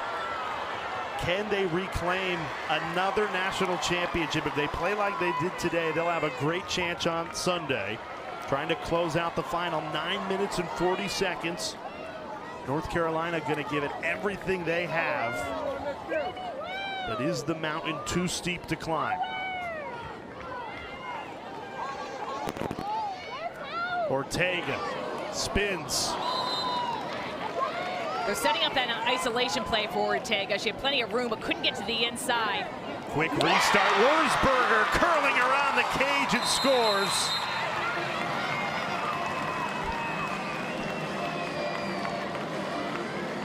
This makes it a 6-goal game. Still plenty of time left. 9 minutes and 15 seconds. Gives the Tar Heel fans some life. Like how UNC changed the point of attack. Get the ball behind to Wurzburger, and she just rolls the crease. Look at the off-ball players. They set up a little bit of isolation play, give Wurzburger plenty of room. Wurzburger's able to drop her stick low, change the level, gets her defender on her back. And beautiful placement of the shot.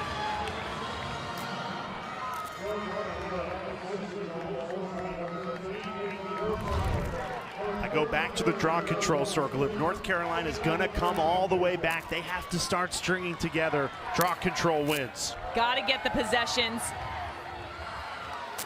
All the 50-50 balls. The possession is the name of the game right now. You look at right in the center. Northwestern 15 to UNC's 10. Keep the sticks in a straight line. First move is up. Hold your sticks just like that. Just like that. Hold. Dave wrestled to the ground, so it's going to be North Carolina ball. Right here, 31's ball. They're going to give it back to Andy Aldave. They're going to call push at Northwestern, so she'll get possession.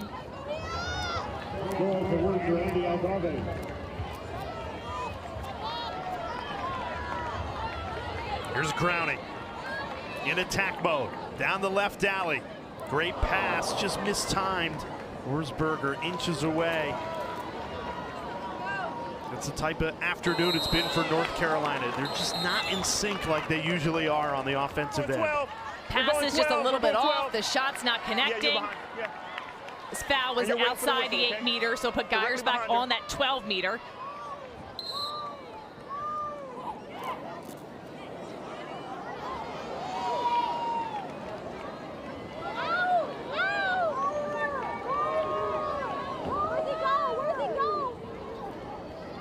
Ortega, bouncer, squeezes it past Doucette.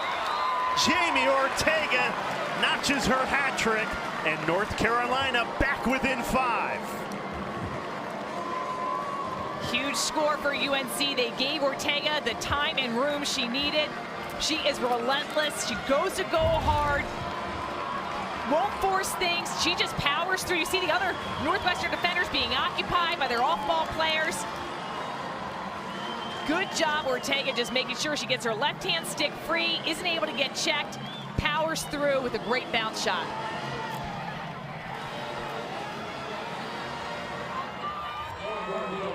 Can North Carolina find 5 more goals in the next 8 minutes and 15 seconds to keep this undefeated, perfect season alive?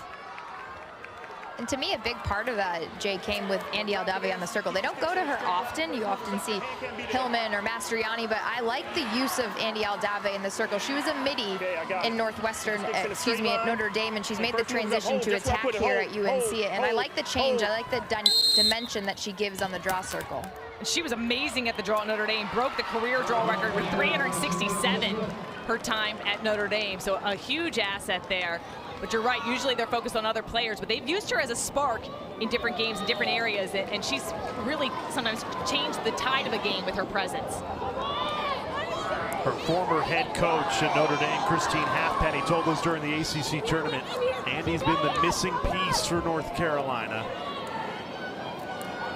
They thought the puzzle was complete. Now they're gonna need 5 goals in the next 7 minutes and 41 seconds. Yellow card is out. That is the 3rd against Northwestern. So 1 more, and it would be unreleasable for 2 minutes. This will be releasable against Girardi. Watch the foul. Good check by Trenchard.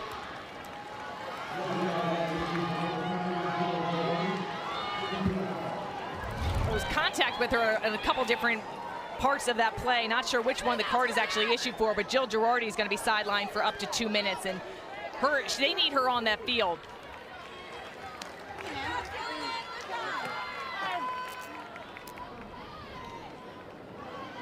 Big chance for the top-seeded Tar Heels, though. Down 5. This is still would be a Herculean effort, but woman up. They're on a 4-1 run. This is the closest it's been since it was 8-3. As a player, I always used to like to look at the clock and say, we can definitely score a goal, 1 goal per minute. So still in that really the huge realm of possibility that they can climb back in this game, just 1 at a time. We were talking about what a leader Andy Aldave was at Notre Dame, but in that last timeout that UNC called, she was that emotional leader and said, 1 by 1, we have to chip away. So you're exactly right, Sheehan. Here's Aldave now. Feeds it back behind the cage. Give and go. Doucette with the stop. Save of the day for Madison Doucette to deny Aldave right on the doorstep from point-blank range. We had talked about this. A goalie play this weekend is going to be a deciding factor. Doucette has been amazing. 9 saves.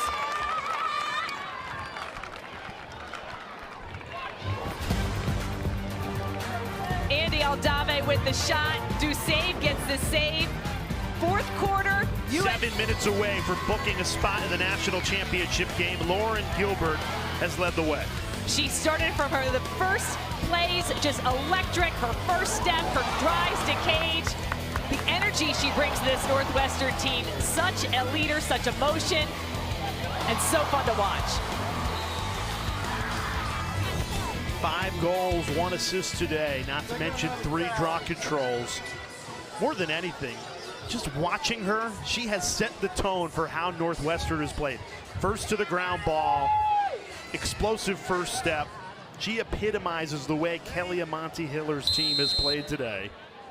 North Carolina still a woman up for the next 70 seconds, trailing by 5. Northwestern's gonna do their best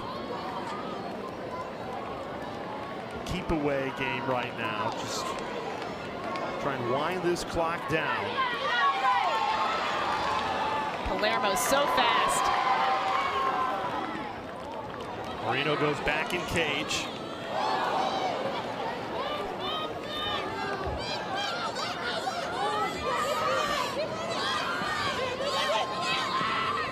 See that quick double team comes in.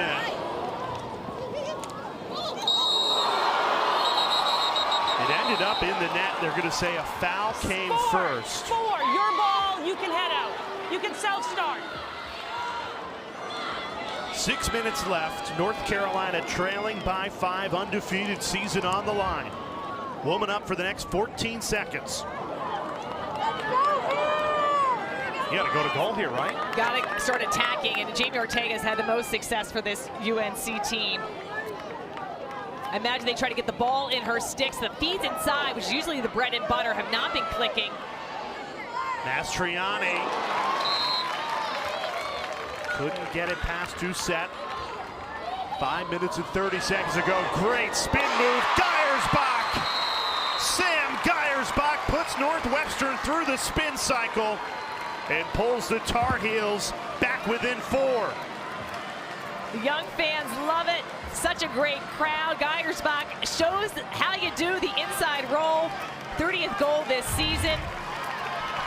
Beautiful job. You get your defender, get them top side. You feel that, you spin to the inside, get them completely on your back. Get your stick free, get to the center of the field and score. She has like patented this move this season. Beautiful job at the protection of the stick. Makes it a 4-goal game. After graduation, she's got to just put on inside roll clinics. Little kids who want to be a lower attack, you just watch Sam Geiersbach. But she is another transfer that came from Richmond, and we talk about Andy Aldave and Olivia Dirks, and these transfers have come into the team. It's a fine balance, and they've seamlessly made that transition and come up in really big moments. Now it's within 4, completely doable with about 5:30 left on the clock. Keep on moving after a little start. Okay, good job. Don't move. Ready? It's the closest the game has been since the first quarter when Northwestern jumped out to that 4-0 lead.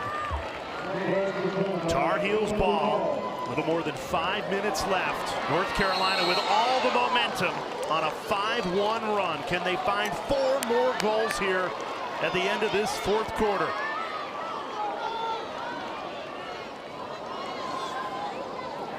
Great cut, the finish! Scotty Rose Growney buries it. And the comeback is on for the top-seeded Tar Heels. The excitement back on the sideline.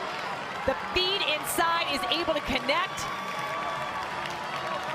You can feel it's amazing, the change in momentum, the emotions. 55th goal this season for Scotty Rose Growney.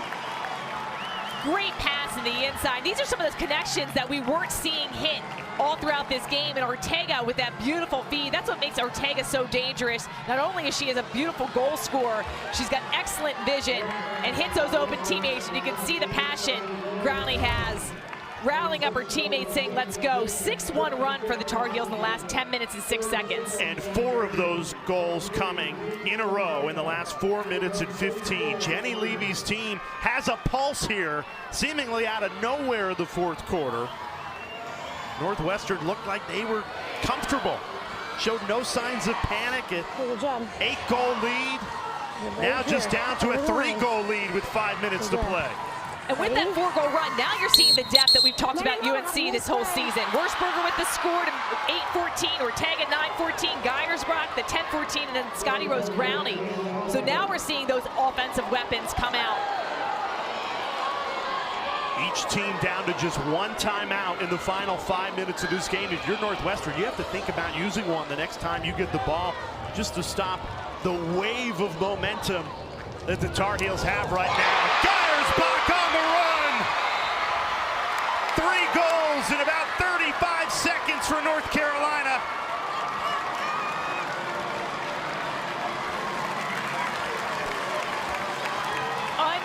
unbelievable. Winning the possession of the draw, they're turning right into goals. Geiersbach with another great score. Takes this hard and just beautiful shot. The UNC offense is finding its rhythm.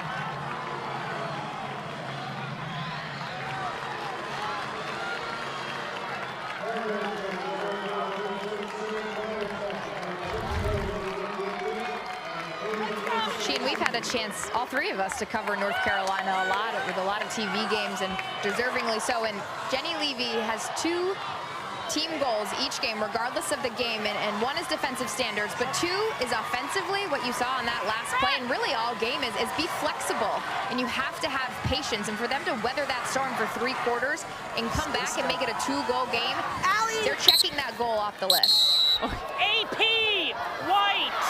Wow. The alternate possession, the sticks get tied up inside, and UNC gets awarded that alternate possession. This was an 8-goal Northwestern lead 11 minutes ago. This time past Mastriani could have made it a 1-goal game. Northwestern still up by 2, 4 minutes away from a trip to the national championship for the first time in 10 years. But North Carolina giving them everything they can handle. Cause turnover, 4 minutes left. Look at those caused turnovers numbers. UNC with 13, Wurzburger getting the latest one, and Northwestern just with 3.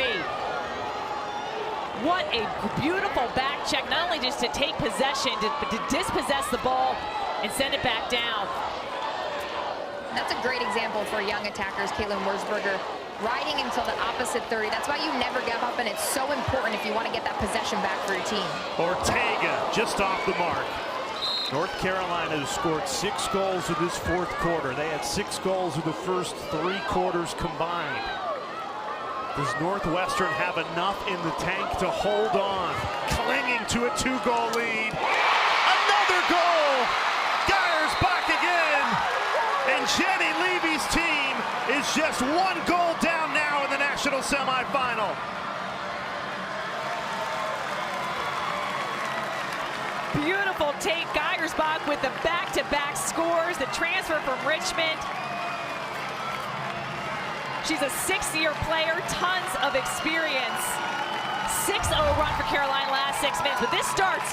Watch the back check. Girardi's getting a double team. Caitlin Wurzburger, number 13. She sees a stick, a nice check. It's clean, and she scoops up the ground ball. And look at the display, the opening of space right here. Complete overload for the UNC offense, gives Geiersbach plenty of room. The switch to the hands. What a comeback. 6-0 run in the last 6 minutes. 8-1 run overall.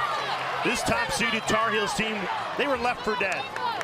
8-goal deficit, the largest they've faced all season, with a quarter to go, and they have battled all the way back. It's good. It's good. We're good. Stay still.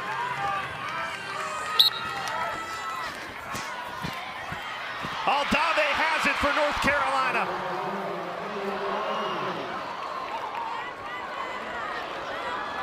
North Carolina winning 6 of the last 7 draws, and that's the way they've been able to climb back in this game with those possessions.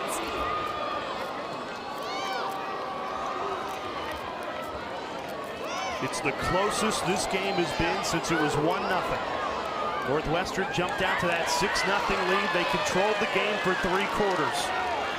This 4th quarter has belonged to North Carolina. They made an 8-goal deficit, just 1. Now looking to tie this game.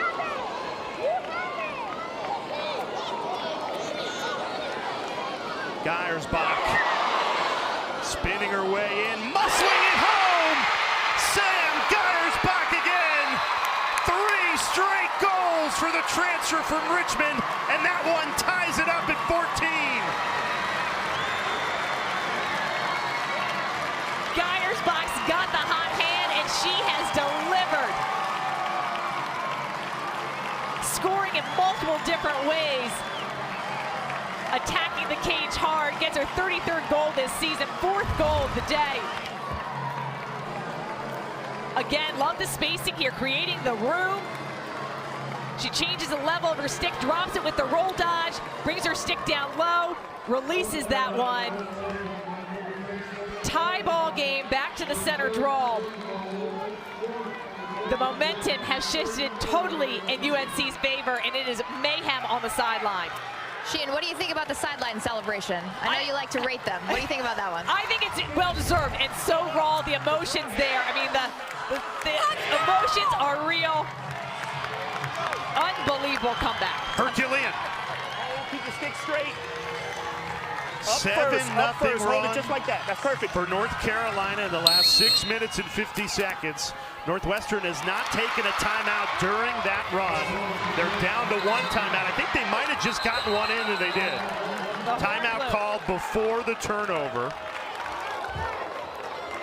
North Carolina had won 6 of the last 7 draw controls before that clutch win for Northwestern.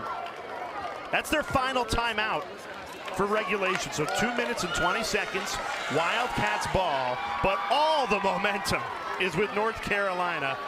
Top-seeded Tar Heels on a 7-0 scoring run.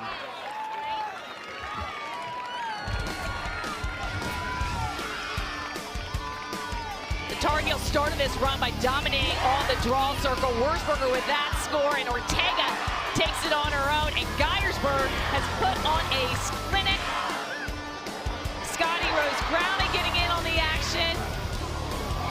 Unbelievable, just the possession finally connecting. It felt like North Carolina couldn't buy a goal. This fourth quarter has been electric, and Geiersbach leading the way. Sam Geiersbach, the transfer from Richmond. She's been playing this sport at the collegiate level since 2017. It's been a long road.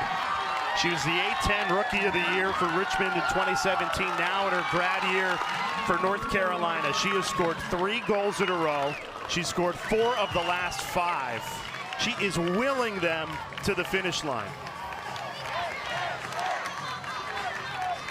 You know, it's tough to believe, as you take a look at Jenny Levy's huddle, that with 10 minutes left in regulation, Northwestern had a 14-7 lead.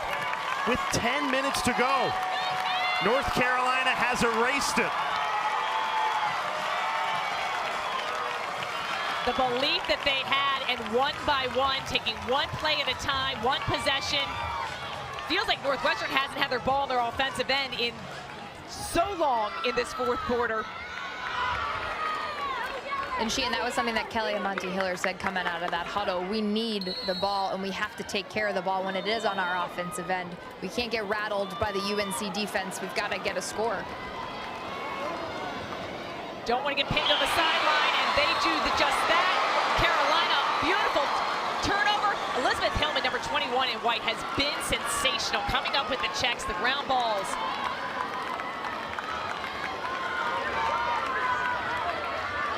Final 2 minutes of regulation. In a game of momentum, North Carolina has all of it. Top-seeded Tar Heels have scored 7 straight goals to tie it at 14.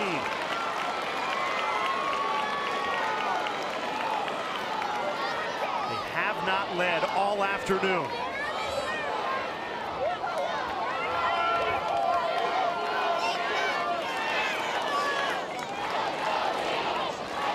Here's Geiersbach. She scored the last 3 goals for the Tar Heels. Now to Olivia Dirks.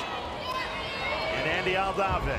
Scotty Rose Browning. So much depth on this North Carolina team. Every player out there can score this go-ahead goal. Geiersbach. She's got the hot hand. Trying to get the hands free. She scores! Sam Geiersbach fires North Carolina in front for the first time today. 4 straight goals for the transfer from Richmond. Unbelievable job. The climbing back, 5th goal of the day for Geiersbach.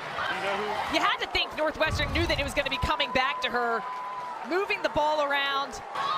Beautiful placement, mixing up her shot placement. This one she hits non-stick side high. Great change of direction. when it looked like Northwestern was able to walk away with the upset, it is amazing the belief and effort this Tar Heel team has put to battle back.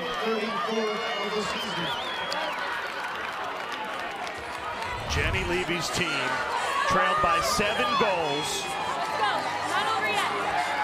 with less than 10 minutes to go in the 4th quarter. 8 straight to take the lead on the biggest stage here in Baltimore in the national semifinal.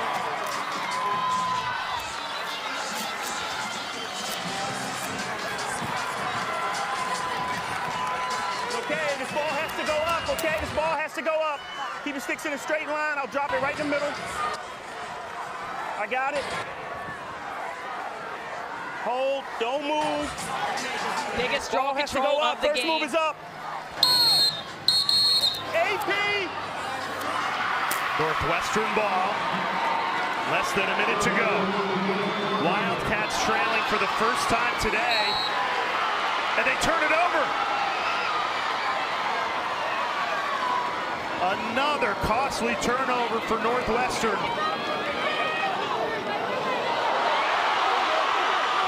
Gilbert has it back. Save Moreno. Crease violation. North Carolina ball. Unbelievable save for Taylor Moreno. Pulled earlier in the game. Makes the save of the day.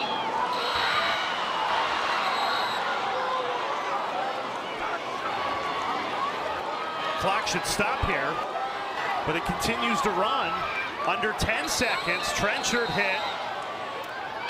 This will be a yellow card.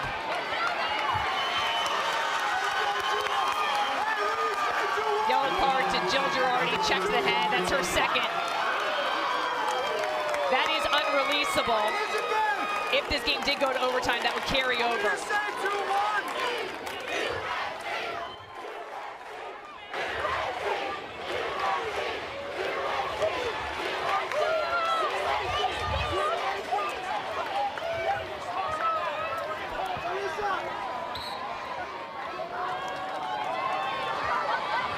Down 7 goals with 10 minutes left in regulation.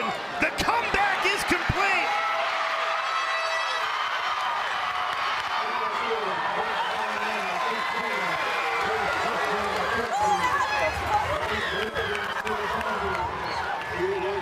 Number 1 North Carolina is headed to the national championship game in the most unlikeliest of circumstances. Northwestern led for more than 57 minutes of this game, but it's North Carolina who books their spot in the final. Unbelievable comeback. I've never seen anything like this on this national stage. Absolutely amazing effort. Sam Geiersbach was amazing stringing together those goals. The UNC team to have the belief. They've been tested in a lot of ways. This was the hardest test by far this season. They get over that semifinal hump.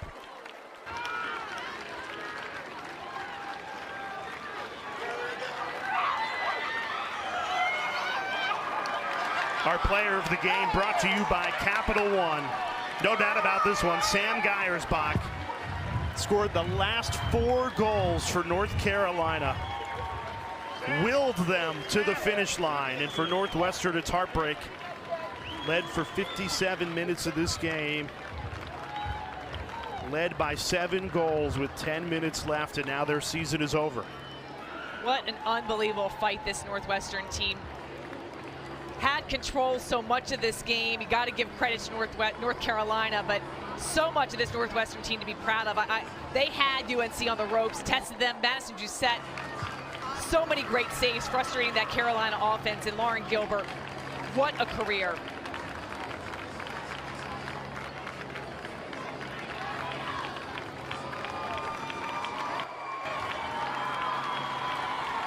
Let's go down to Dana with the player of the game, Sam Geiersbach. Sam, I saw you embracing Andy Aldeva, your roommate, also a transfer. What was the message that you guys were exchanging? Honestly, my best friend, my roommate, helped me through everything this year, and vice versa. So it was kind of just a surreal moment to experience it together. We both have never made it to a Final Four, so to transfer here to help each other out with everything, have the whole year like with her by my side has been nothing less but meaningful, and I love her so much, so we're just kind of embracing that. What does it mean to come back from a 7-goal deficit? How do you muster up that belief to beat Northwestern?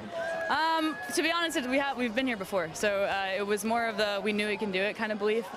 We had that belief the whole time, kind of break down the locker room for the the delay. So that moment in the locker room, I think, really helped us push forward and stay in it the whole game. So proud of this team. This team is everything. So I can't wait to go to the national championship. Was there any specific word or exchange that Jenny had with you guys during that lightning delay that sort of made you come out on fire? I'm going to give all the credit to the world right now to Kaylee Waters. She kind of stood in front of us and had us really talk about what we were feeling, our true feelings and our thoughts and how we felt. So we all owe it all to her. Kaylee Waters on this team as a volunteer assistant is amazing for us. So shout out to Kaylee Waters. Thank you. You're getting a lot of cheers from the fans, so go celebrate with your team. Congratulations. Jay? What a comeback. Sam Geyersbach had 5 goals in the game. All 5 goals in the final 5 minutes and 30 seconds of regulation. Scored the last 4 goals to fire North Carolina into the national championship game. What a comeback. Absolutely unbelievable. 8-0 scoring run. And when it looked like Northwestern was going to run away with this after taking a 6-0 lead, the Tar Heels narrowly avoid the upset. We've still got one semifinal to go. Boston College in Maryland will be coming your way in about 40 minutes from now. For she and Stanwick Birch, Dana Boyle, I'm Jay Alter. What a semifinal comeback. North Carolina headed to the national championship.